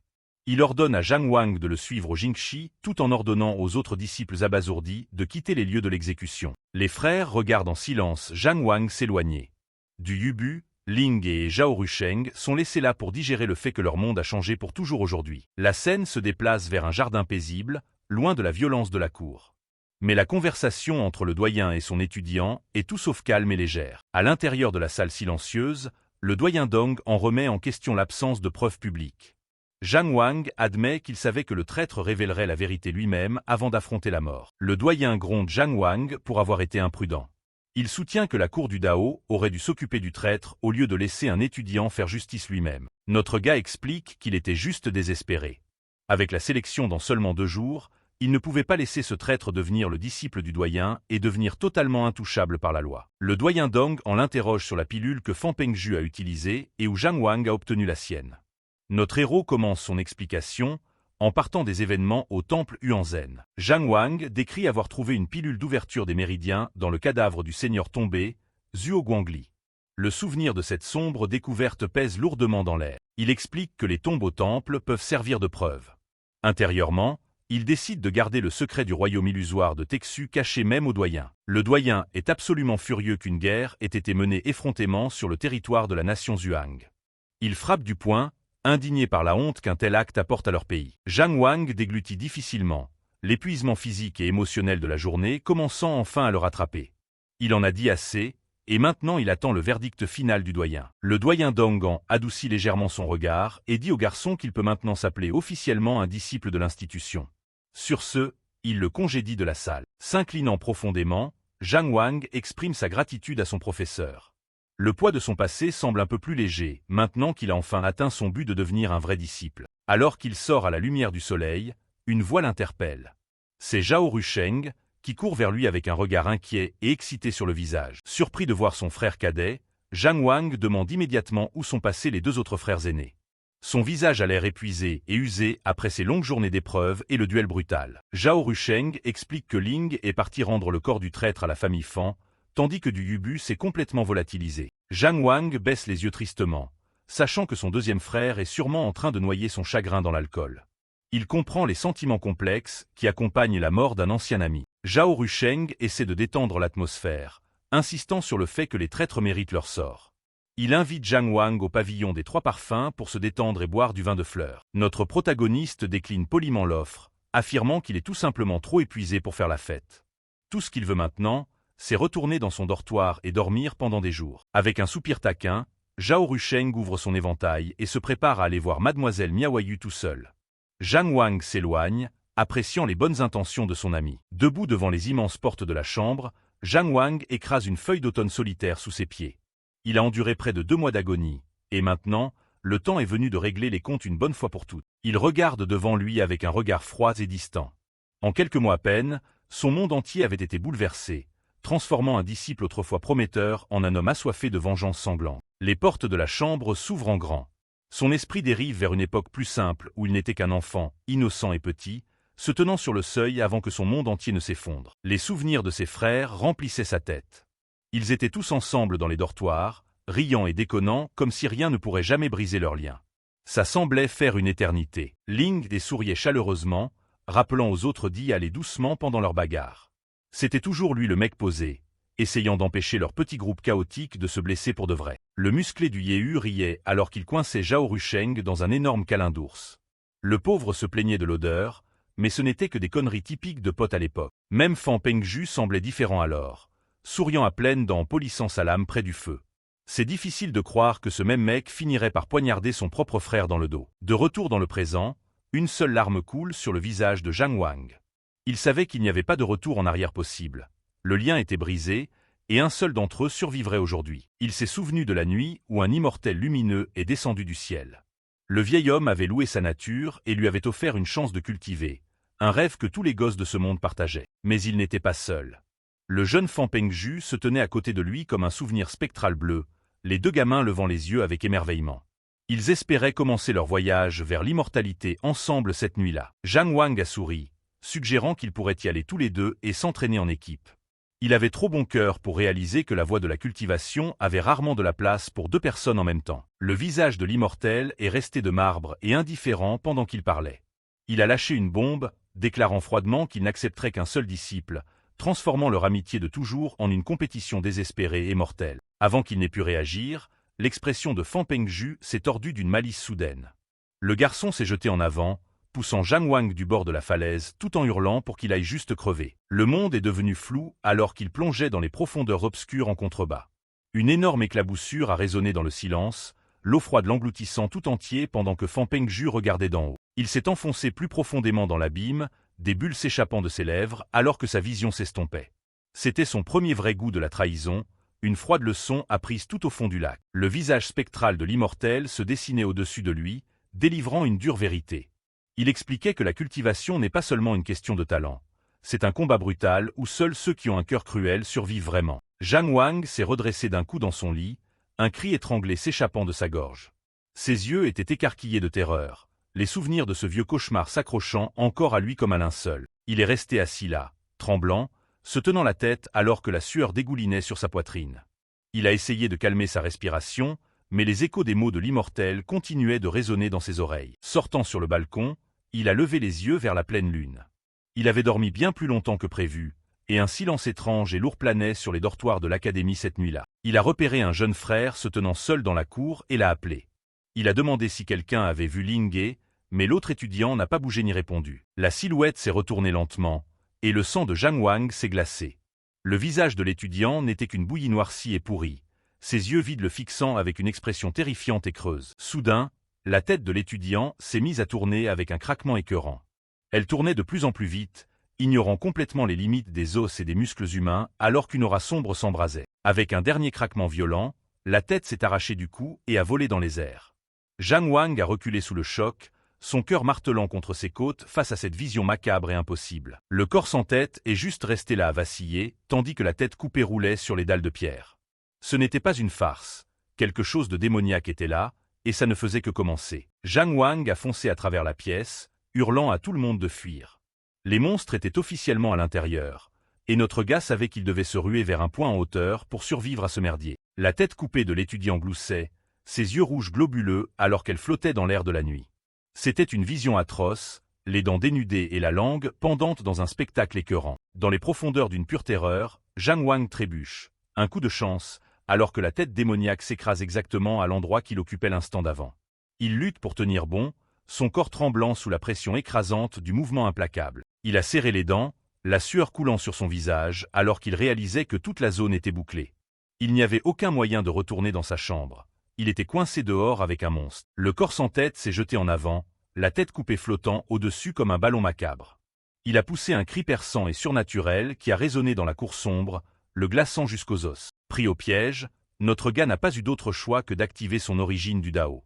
Un orbe de lumière dorée a jailli du graphique circulaire dans son esprit, fournissant une poussée de pouvoir spirituel dont il avait désespérément besoin. Revigoré par un afflux soudain de force, il se jette en avant, balayant sa jambe dans un puissant coup de pied visant droit sur la tête. Il rugit un défi alors que la tête démoniaque est renvoyée valdinguer dans son cadavre avec une force dévastatrice. Mais la contre-attaque a eu un prix. Zhang Wang a haleté de douleur alors qu'un trou sanglant apparaissait sur son pied, la blessure palpitant d'une sensation sombre et cuisante qui l'a fait trébucher. Il s'est accroupi, agrippant sa cheville blessée tandis que ses yeux scrutaient les environs pour repérer la prochaine menace.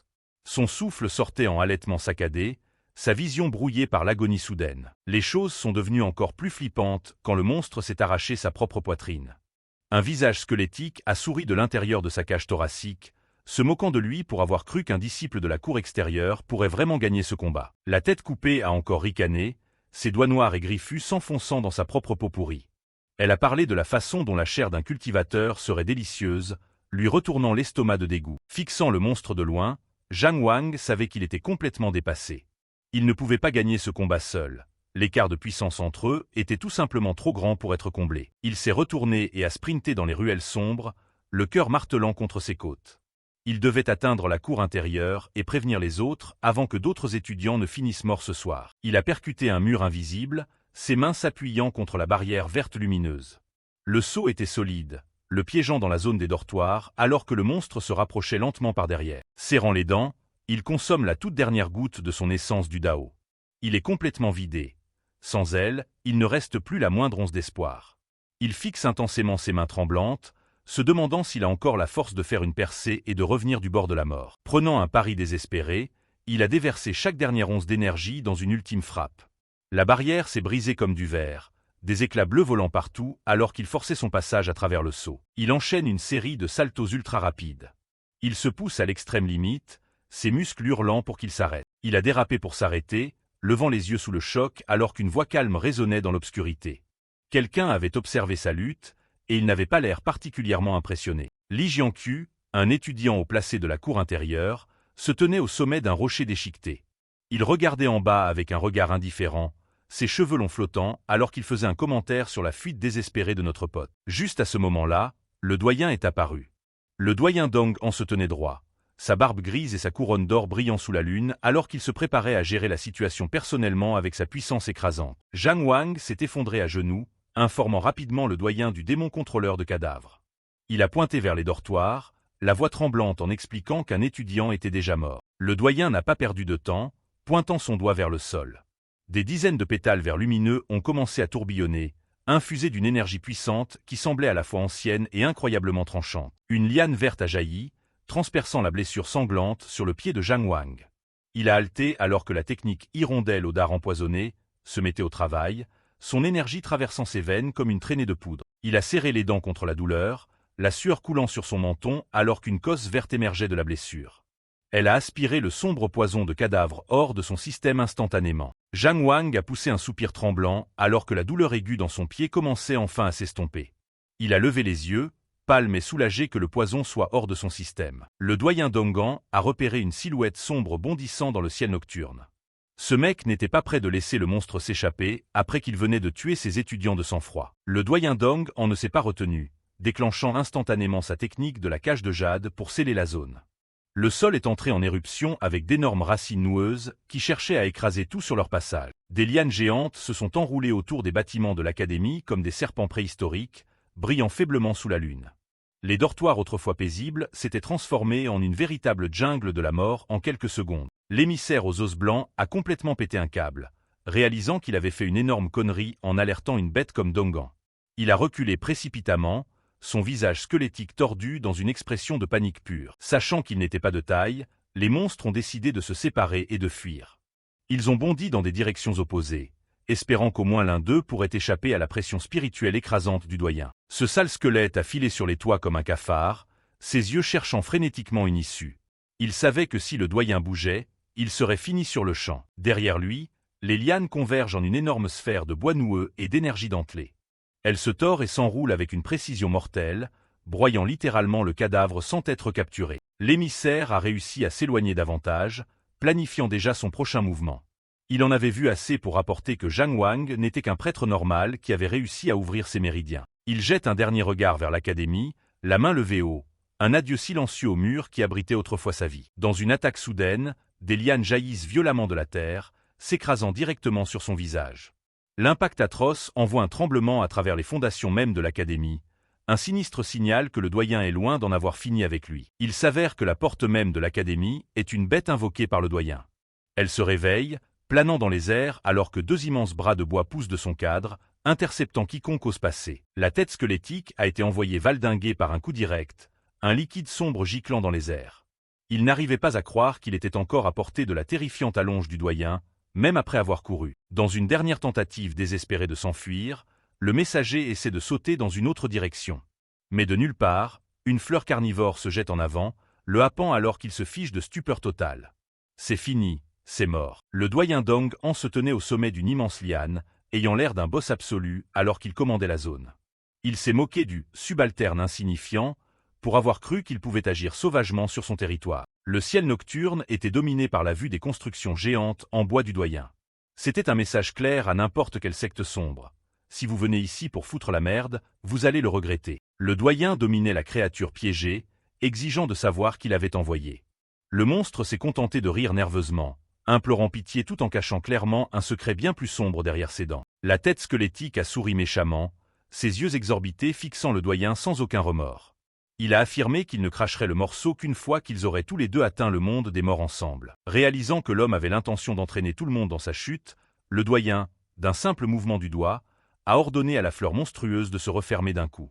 La créature s'est tue instantanément, son énergie sombre éteinte par sa cultivation supérieure et son contrôle absolu. Le doyen Dong en se tenait droit, fulminant à l'idée qu'un prodige comme Zhang Wang ait failli être tué sous sa garde. Il n'allait pas laisser passer ça. Quelqu'un allait payer pour cette invasion. Il a ordonné à son étudiant, Li Jianqu, de boucler l'affaire pendant que lui se rendait au manoir du seigneur de la ville pour obtenir des réponses.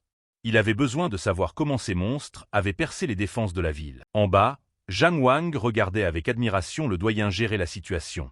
Il réalisait à quel point le fossé était énorme entre lui et une véritable puissance de 5e rang de la nation. Soudain, Zhao Rusheng est apparu de nulle part et lui a attrapé l'épaule. Le gars avait l'air mort d'inquiétude, demandant pourquoi son 3e frère était de retour et s'il avait déjà vu les autres. Au lieu d'être sérieux, Zhao Rusheng a immédiatement commencé à brailler comme un bébé. Il s'est plaint d'avoir attendu à la tour des 3 parfums toute la journée sans jamais voir mademoiselle Miaoyu une seule fois. Ce mec n'arrêtait pas de chialer, s'appuyant pratiquement de tout son poids sur Zhang Wang pendant qu'il râlait. Zhang Wang a juste soupiré, demandant s'il avait vu où leurs frères aînés étaient partis. En marchant dans la cour, les gars ont entendu des rumeurs macabres. Il s'avère que l'attaque des monstres n'était pas juste une fausse alerte. Au moins un disciple n'a pas survécu au chaos. Ils se sont dirigés vers la rive alors que le poids de la situation se faisait enfin sentir. Zhang Wang s'est dit que les autres devaient attendre là-bas, encore sous le choc de la trahison de Fan Pengju. Les 3 frères se sont rassemblés sur la rive du saule vert, se tenant sous un saule pleureur alors que la lune était haute dans le ciel. Ling a soupiré, admettant que les choses avaient tourné exactement comme il s'y attendait. Il s'est tourné vers Zhao Rusheng et Zhang Wang, les yeux pleins d'une lourde tristesse. Même le bruyant du Yubu restait silencieux en retrait, le poids de la nuit pesant sur eux. Ling a regardé l'eau sombre, songeant au fait que la seule constante dans le monde était le changement. C'était là qu'il s'entraînait au combat à l'épée, sans jamais imaginer que ça deviendrait un cimetière. Là, parmi les rochers et la terre, se trouvait une simple pierre tombale. Elle portait le nom de Fan Pengju, le frère qui les avait trahis et qui en avait payé le prix de sa vie plus tôt dans la soirée. Ling a expliqué qu'il ne pouvait pas laisser le corps de Pengju pourrir dans la nature à cause de l'aide qu'il avait reçue de lui autrefois. Il a demandé à Zhang Wang s'il était en colère, mais notre pote a juste secoué la tête. Ils ont allumé un feu pour brûler de la monnaie spirituelle, les flammes oranges vacillant dans l'air froid de la nuit. C'était un dernier adieu à une amitié qui avait été brisée par la cupidité et le sang. Zhang Wang a regardé la tombe avec un regard froid et lucide. Il a dit à Ling que même s'il ne se mêlerait pas des sentiments de son grand frère, ses propres liens avec Pengju étaient officiellement rompus pour toujours. Ling a hoché la tête lentement, acceptant la réalité de la situation. Il n'y avait pas de retour en arrière possible, et ils devaient tous vivre avec les conséquences maintenant. Alors qu'ils s'éloignaient de la tombe et passaient sous le pont de pierre, Ling a parlé de la peur qui accompagne le changement. L'avenir semblait incertain et dangereux après tout ce qu'ils avaient vu ce soir. Essayant de détendre l'atmosphère, Zhao Rusheng a commencé à embêter du Yubu. Il s'est penché près de lui, son éventail à la main, suppliant le grand gaillard de le laisser voir son visage sous le clair de lune. Rusheng a éclaté de rire, se moquant de du Yubu pour avoir pleuré comme un petit bébé sur leur frère tombé au combat.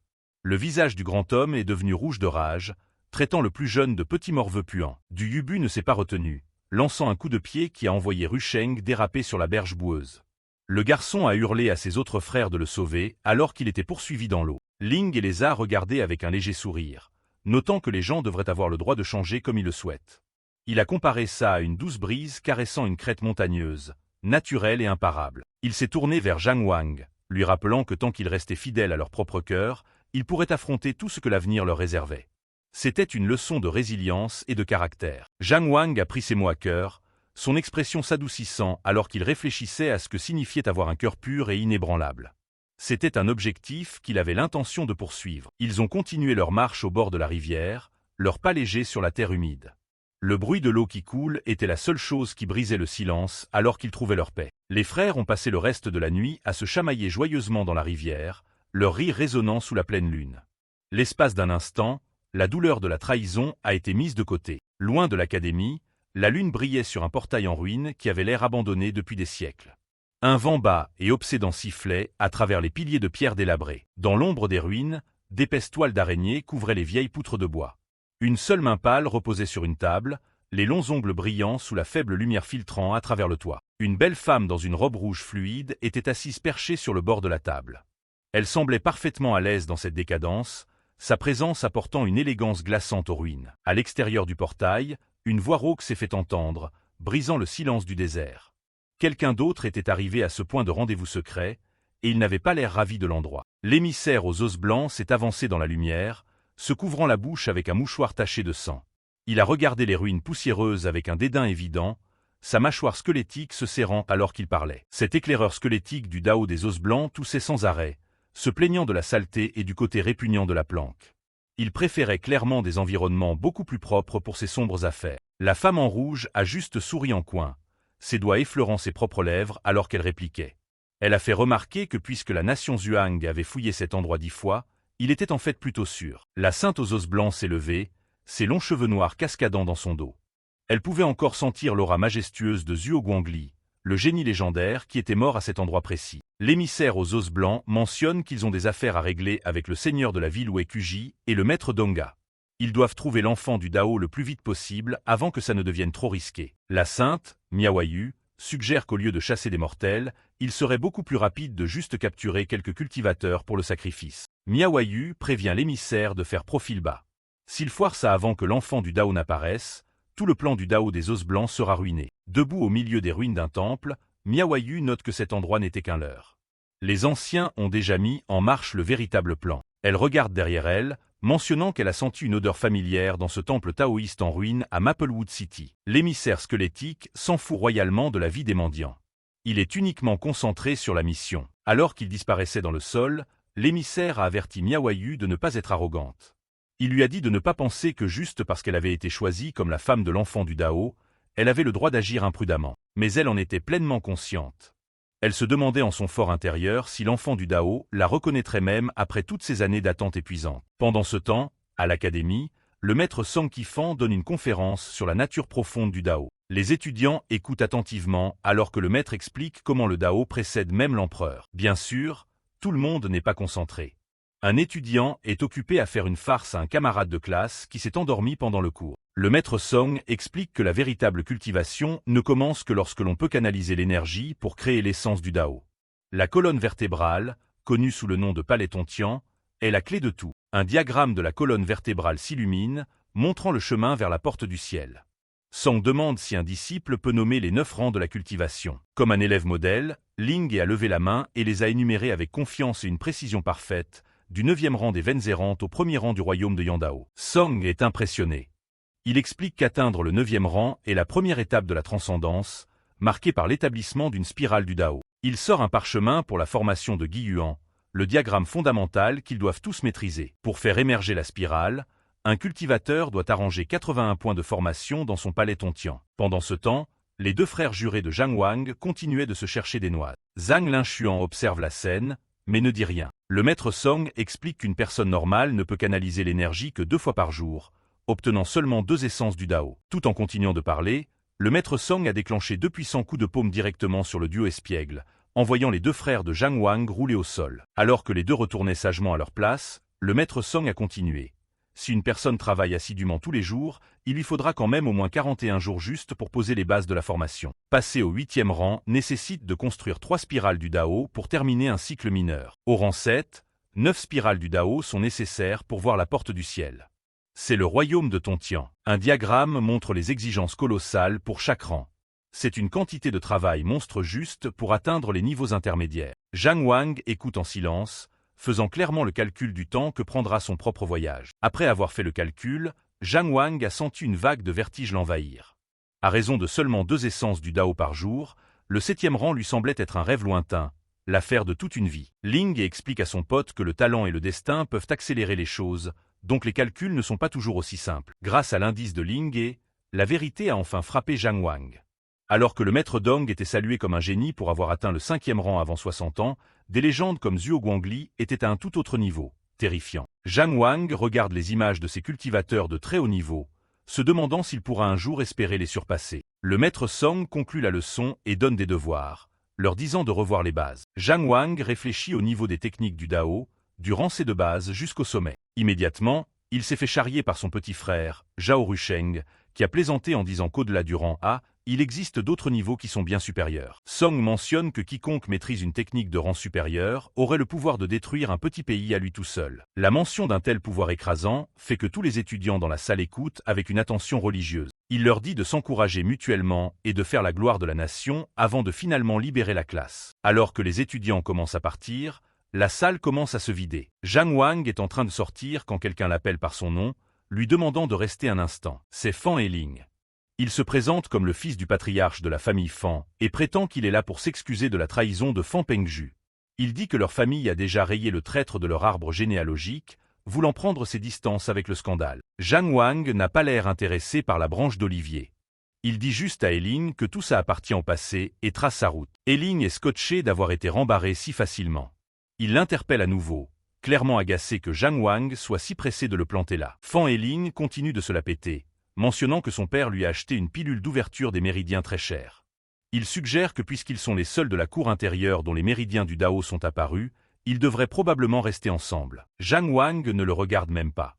Il passe juste à côté, bousculant l'épaule de Heling et lui disant cash que ça ne l'intéresse pas. Heling est absolument fou de rage. Il serre le poing, choqué qu'un mendiant sans talent comme Zhang Wang ait l'audace de l'ignorer. La scène passe à une nuit calme alors que la pleine lune est haute dans le ciel. Alors que la plupart des gens dorment, les frères jurés de Zhang Wang, du Yubu et Ling, se poussent à leur limite avec leurs exercices de respiration. Zhang Wang les observe depuis l'ombre, sentant la pression. Il sait qu'il ne peut pas se laisser distancer s'il veut suivre le rythme de ses frères talentueux. Il enlève sa chemise et se prépare pour son propre entraînement secret. Aujourd'hui, c'est le 15 juillet, le jour où il est programmé pour un défi dans le royaume illusoire de Texu. Il sort la clé en forme de croissant de lune, la regardant commencer à briller dans sa paume. D'une simple pensée, il active la clé et se prépare à entrer dans le défi. Il se retrouve debout sur une immense plateforme cosmique alors que le système accueille le Seigneur de la Terre bénie des ruines de Dongzhen. Une horloge dorée géante se manifeste devant lui, lançant le compte à rebours de son combat. Zhang Wang dégaine son épée, ses yeux brillants d'un rouge concentré. Il n'a aucune idée du genre d'adversaire que le royaume va lui balancer cette fois. Au cours du mois dernier, il a complètement absorbé la pilule et commencé à stocker l'essence du Dao dans ses méridiens.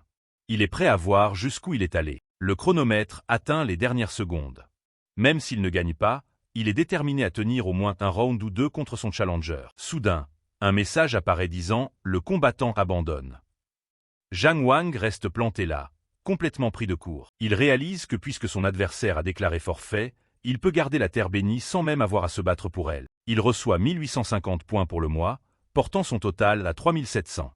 C'est l'occasion parfaite d'utiliser enfin la plateforme de simulation du Dao. Il suit les indications mentales et se prépare à poser ses mains sur la table dorée lumineuse pour lancer la simulation. Il pose ses mains sur la surface, prêt à sacrifier ses points durement gagnés pour améliorer ses techniques. Il ferme les yeux et se concentre, récitant les techniques dans sa tête alors que la plateforme se prépare à consommer ses points. Il commence avec la formation de Guy Yuan, ce qui lui coûte 1850 points. La plateforme commence le processus de démontage et de restructuration de ses fondations. La simulation parcourt des milliers de possibilités en un instant, réorganisant les points de sa formation. La simulation se termine, le laissant avec exactement 1850 points à son sol. Il a réussi à améliorer sa fondation en la formation de l'étoile de Joutian, qui est bien plus complexe et puissante qu'avant. Il se demande s'il doit garder le reste de ses points, mais il sait que dans le monde de la cultivation, la moindre faiblesse peut être une invitation au désastre. Il a besoin de plus de puissance maintenant. Il sélectionne l'art de l'épée défensif pour 1850 points de plus, espérant que la plateforme puisse le transformer en quelque chose de légendaire. Il est curieux de voir ce que le système peut faire avec un manuel de base qu'il a acheté à un stand dans la rue. La plateforme s'illumine à nouveau. La silhouette d'un épéiste pratiquant de nouvelles formes apparaît dans la lumière. Le manuel se transforme en quelque chose d'absolument incroyable, épuisant le reste de ses points. Un visage majestueux et spectral apparaît dans l'énergie dorée. Les résultats dépassent ses attentes les plus folles. Il tend la main alors que l'essence de la nouvelle technique coule directement dans son esprit. Changement de scène. Avec un claquement métallique sec, l'arme dans la main d'un étudiant a volé dans les airs. Avance rapide au lendemain matin, Zhao Rusheng pleurniche après une série brutale de 20 défaites. Il meurt d'envie de connaître le nom du nouveau style d'épée que Zhang Wang utilise pour lui botter le cul. Zhang Wang explique qu'il a acquis la technique par pure chance. Elle a 9 formes d'entraînement et 5 formes d'attaque, et elle a déjà complètement changé sa compréhension de l'épée. Le problème, c'est que le manuel n'avait pas de nom. Il demande à Rusheng d'utiliser ses prétendus talents littéraires pour en trouver un. Rusheng y réfléchit une seconde et suggère un truc grandiose, comme l'épée divine toute puissante. Zhang Wang ne le sent pas du tout et lui donne une petite claque, lui disant de prendre ça au sérieux. Rusheng se remet à réfléchir. Il note les 9 méthodes d'entraînement et les 5 méthodes de meurtre, et que 95 est un chiffre suprême. Il se décide enfin pour un nom, le QI violet venu de l'Est, la qualifiant de souveraine parmi toutes les épées. Zhang Wang répète le nom, aimant vraiment comment ça sonne. Ça correspond parfaitement à la technique. À partir de ce jour, le style est officiellement connu sous le nom de technique de l'épée du QI violet venu de l'Est. Rusheng est tellement hypé qu'il saute directement sur le dos de Zhang Wang, criant « Troisième frère !» avec excitation. Il supplie Zhang Wang de lui enseigner la nouvelle technique, mais leurs chamailleries sont interrompues par la toux de quelqu'un à proximité. C'est l'oncle Deng, le majordome de la famille Zhao. Il a amené avec lui Li Jianqu de l'académie, qui est venu spécialement pour voir Zhang Wang. Zhang Wang et Li Jianqu marchent ensemble vers le hall principal. Zhang Wang remercie son aîné d'avoir fait le message, mais se demande à voix haute ce que le maître Dong pourrait bien lui vouloir. Li Jianqu lui dit d'arrêter d'être si formel, car il ne vient pas non plus d'une famille prestigieuse. Il n'est pas sûr de la raison exacte de la convocation, mais il soupçonne que c'est lié à l'attaque du démon dans la cour extérieure. Alors qu'ils approchent du bâtiment, Li Jianqu note que tous les autres sont déjà arrivés. Zhang Wang se demande si le maître a trouvé quelque chose d'important au manoir du seigneur de la ville. À l'intérieur, il trouve Fan Eling et Zhang Linshuan qui attendent. Eling leur balance immédiatement un commentaire sarcastique, se moquant du fait que Li Jianqu ait fait tout ce chemin juste pour aller chercher Zhang Wang. Eling continue de se plaindre, accusant Zhang Wang de faire attendre tout le monde. Zhang Wang ignore les insultes et salue respectueusement le seigneur Zhang Linshuan. Zhang Linshuan, un étudiant de 5e année de la cour intérieure, leur dit que tout va bien. Il conseille à tout le monde de patienter tranquillement puisque le maître Dong est encore en pleine méditation matinale. Les 4 disciples restent silencieux dans la cour, attendant l'apparition de leur maître. Le silence est rompu par le bruit de l'ouverture des portes de la salle. Le maître Dong sort, son regard sévère les réduisant immédiatement au silence. Il mentionne l'attaque du démon et note que l'enquête du seigneur de la ville n'a rien donné pour le moment. Il déclare que l'académie va régler ses propres affaires. Il les envoie enquêter eux-mêmes sur le problème, avec des récompenses basées sur le standard d'une mission de 8e rang. Fan Heling est scotché par les points de récompense élevés. Le maître Dong explique que puisque Zhang Wang et Heling sont les seuls dont les méridiens se sont éveillés, ils doivent être correctement endurcis à travers cette mission. Il expose le plan. Lin Xuan et Jiang Qu dirigeront chacun un disciple junior et enquêteront séparément, avec une récompense de mission de 19 points à la clé. Le maître Dong ajoute un twist. Le groupe qui trouvera le coupable en premier remportera 90% de la prime finale. Les disciples s'inclinent à l'unisson, acceptant les ordres de leur maître avec un profond respect. Li Jianqiu mentionne qu'il a des sources dans la division des enquêtes et pointe 2 indices cruciaux concernant les mouvements du démon. Zhang Linshuan écoute les indices. L'un impliquant une auberge et l'autre un meurtre dans une ville voisine, et demande aux juniors s'ils ont des préférences pour la composition des équipes. Fan Heling essaie de manipuler la situation, suggérant que puisque les renseignements viennent du frère aîné Zhang, c'est lui qui devrait décider des équipes. Il fait exprès de mentionner à quel point leurs familles sont proches. Zhang Wang reste indifférent et accepte simplement de laisser le frère aîné Zhang gérer les affectations. Heling est agacé par l'attitude passive de Zhang Wang, se moquant de lui parce qu'il suit juste ce que disent les autres sans avoir sa propre opinion. Zhang Linshuan prend sa décision. Ils partent demain. Li Jianqiu enquêtera sur l'auberge, tandis que Zhang emmènera Zhang Wang avec lui à la ville de Tangche. Fan Heling reste planté là, totalement choqué. Sa tentative de lécher les bottes de Zhang Linshuan s'est retournée contre lui, et maintenant il est coincé avec l'intimidant Li Jianqiu. Un corbeau solitaire croasse alors qu'il vole au-dessus de la borne de pierre de la ville de Tangche. 2 cavaliers galopent dans la boue, passant devant un crâne humain à moitié enterré sur le chemin. Une vieille femme observe depuis l'ombre de sa maison les chevaux passer en trombe. Zhang Wang et Zhang Linshuan chevauchent dans le village silencieux, remarquant à quel point les rues sont vides. Zhang Linshuan sourit, notant que son petit frère a clairement fait ses recherches avant de venir ici. Zhang Wang accepte le compliment, mais son attention reste sur le senior qui est classé parmi l'élite de l'académie. Ils arrêtent leurs chevaux alors qu'ils sont accueillis par un responsable local qui attend dans le brouillard. L'homme se présente comme Tang Din, un officier désespéré d'avoir l'aide des jeunes héros. Le responsable les guide à travers le village, maudissant les ordures qui ont ruiné cet endroit autrefois paisible. Il s'arrête devant une porte scellée par un gros cadenas et un talisman jaune. Zhang Linshuan n'hésite pas et donne l'ordre de l'ouvrir. Tang Din ouvre les portes à la volée, révélant l'intérieur sombre de la maison. Zhang Linshuan se couvre le nez,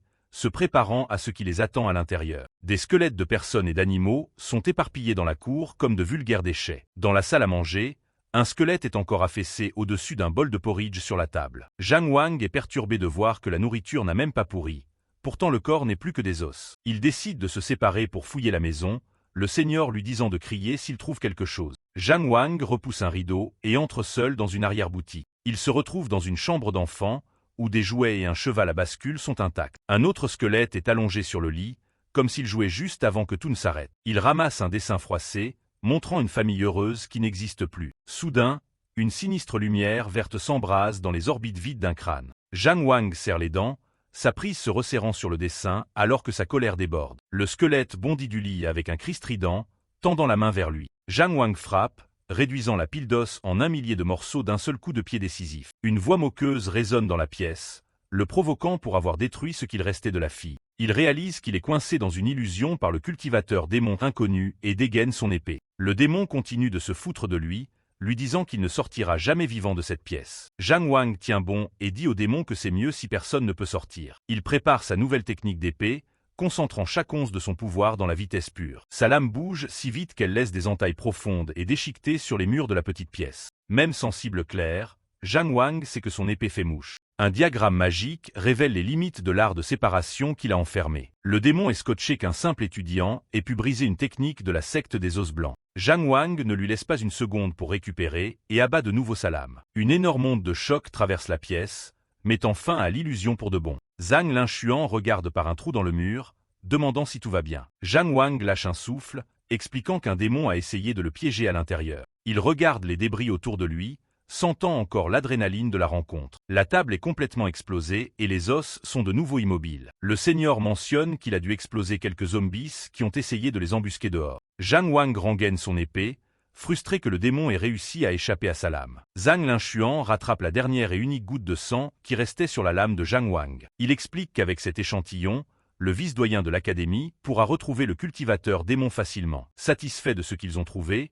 le seigneur ouvre la voie vers la sortie, se disant qu'ils ont assez d'explications pour le maître Dong. Une fois dehors, Zhang Linchuan demande pourquoi Zhang Wang semblait si anormalement en colère pendant le combat. Zhang Wang avoue que de voir la fille lui a rappelé sa propre sœur, et l'idée qu'on lui fasse du mal lui a fait péter les plombs. Une fois le travail terminé, ils sont sortis et ont reçu une petite bourse en guise de paiement de la part de l'officier juste au moment où ils se préparaient à retourner à l'académie. Avant de partir, Zhang Wang demande à l'officier Tang d'offrir à la famille des funérailles dignes de ce nom pour qu'ils puissent enfin reposer en paix. Ils arrivent à la borne de pierre de la ville de Tangsh. Zhang Wang et son aîné chevauchent sur un chemin bordé de talismans jaunes protecteurs. Zhang Linchuan explique que l'entretien de ces routes officielles demande un investissement massif de la part de la cour. Il détaille la différence entre les bêtes sauvages et les bêtes féroces, bien plus dangereuses. Alors que les bêtes sauvages peuvent être utilisées pour la médecine, ces créatures corrompues ne sont que des menaces décérébrées et sans aucune valeur. Zhang Wang gauche la tête, retenant bien la leçon alors qu'ils poursuivent leur route. Puis Han change de sujet,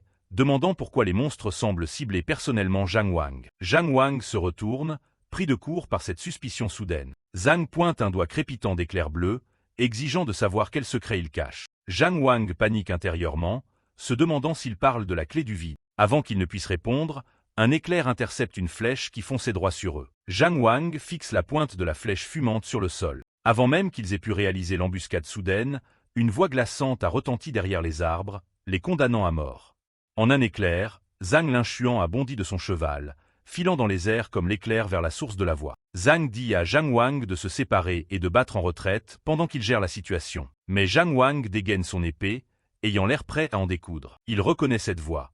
C'est le démon de la ville tout à l'heure. Il bondit à travers les arbres, déclenchant la première forme de son art de l'épée. Le cultivateur démon rit, affirmant que Zhang est le seul dont il doit s'inquiéter. Zhang Wang ignore les provocations et frappe de nouveau avec la deuxième forme, la précision. Le démon esquive facilement, se moquant de lui pour ne connaître aucune vraie technique du Dao. Il décide de montrer une vraie technique à Zhang Wang, son bras commençant à briller d'une lueur verte maladive. Le membre gonfle pour devenir un énorme point boursouflé. Zhang Wang bloque l'attaque, mais la peau du démon est devenue aussi dure que de la pierre. L'impact l'envoie valser en arrière dans les airs. Zhang Wang évalue ses dernières options, réalisant qu'il est à court d'essence. Le démon saute vers lui disant qu'il est trop tard pour les regrets. L'énorme point vert s'écrase. Zhang Wang active tous ses orbes d'essence du Dao stockés en même temps. Il décide de tout miser sur une contre-attaque surprise. Il utilise la troisième forme, perforée, enfonçant une colonne d'énergie violette droit à travers le bras du démon. Le démon est sous le choc que son adversaire ait gardé un autre tour dans sa manche. La force résiduelle de l'attaque a envoyé le cultivateur démon s'écraser au sol,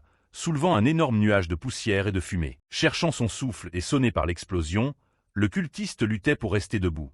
Il a pris une longue et profonde inspiration, se préparant à déclencher une toute nouvelle technique. Réalisant qu'il ne peut pas gagner un combat frontal, le démon essaie de fuir. Il expire un nuage de brume de poison de cadavres putréfiés. La forêt est rapidement recouverte d'un épais brouillard vert. Les champignons et les plantes se flétrissent instantanément à mesure que la brume se répand. Le démon se cache dans le brouillard, attendant une occasion de tuer Zhang Wang. Soudain, une lumière violette perce droit à travers le poison. Zhang Wang se tient debout, l'épée levée pour la quatrième forme, concentration. Son visage est figé dans un masque de concentration pure. Zhang Wang a déclenché une succession ultra rapide d'essence du Dao depuis l'intérieur de son corps, mettant tout ce qu'il avait dans cette ultime frappe totale. Zhang Wang libère la forme finale de son art de l'épée, concentrant toute son intention dans un seul coup. Le cultivateur démon est paralysé de stupeur, incapable de croire qu'un étudiant de bas rang ait autant de pouvoir. Une énorme lame d'énergie violette tranche l'air, déchiquetant tout sur son passage. Le démon est fauché net, son corps se fendant sous la force du coup. Il tombe au sol,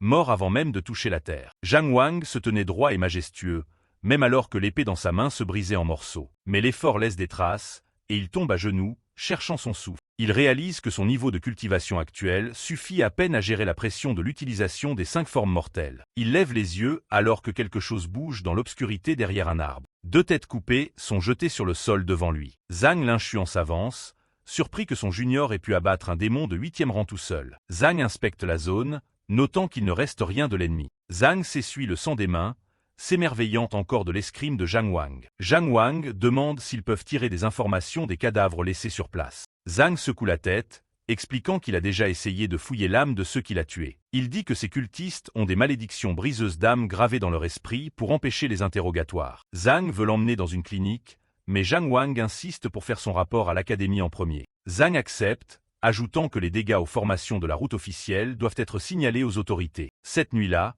les lumières de la ville brillent sous un croissant de lune. Dans un quartier chic, un homme est occupé à divertir une invitée magnifique. C'est Shu Dong, un haut fonctionnaire qui est clairement fou amoureux de Miaoyu. Il lui promet tout ce qu'elle veut, complètement ignorant de sa vraie nature. Un subordonné masqué interrompt pour faire son rapport sur l'échec à Tangstown. Miaoyu regarde depuis le balcon, visiblement pas perturbée par cette perte. Elle a dit à ses subordonnés qu'il n'était pas nécessaire d'envoyer d'autres renforts secrets. Elle est plus intéressée par le jeune taoïste qui a tué ses hommes avec cette mystérieuse technique d'épée. Le subordonné admet qu'il n'a trouvé aucune trace de l'utilisation de ce style dans la ville. Miaoyu congédie l'homme, l'esprit déjà ailleurs. L'homme masqué s'incline profondément avant de disparaître dans la nuit. Miaoyu songe que si la technique est inconnue, le garçon doit avoir un maître très spécial. La lune est haute au-dessus des bâtiments silencieux. Elle s'allonge, chuchotant pour elle-même à propos d'un enfant du Dao. Un poisson nage dans les eaux sombres d'un bassin tout proche. De retour à l'académie, le maître Dong tente une fouille d'âme sur un ennemi capturé. Les étudiants regardent alors que le maître essaie d'extraire des renseignements sur la mission de groupe. Mais l'âme est complètement brisée,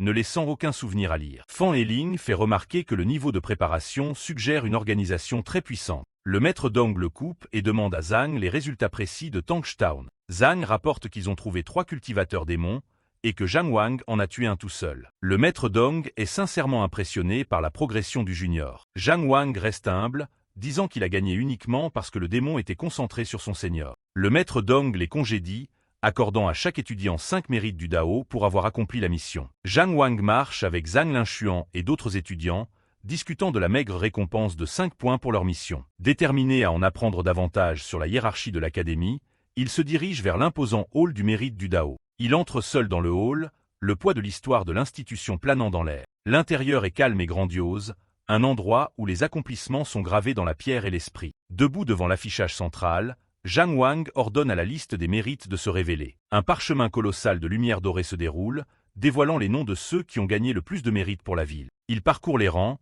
trouvant Han Linchuan impressionnant à la 3e place avec 700 points. Juste au-dessus de son aîné se trouve Wei Yan, un cultivateur extérieur à l'académie qui occupe la 2e place. Les yeux de Zhang Wang glissent vers le sommet de la liste, curieux de connaître la personne qui se tient au-dessus de tous. Il est choqué de voir Zhu Weiwo à la 1re place avec 1300 points. Un score qui écrase tout le monde. Il réfléchit à la légende de Zhu Weiwo, un étudiant d'élite insaisissable dont la force serait à la hauteur des doyens de l'académie.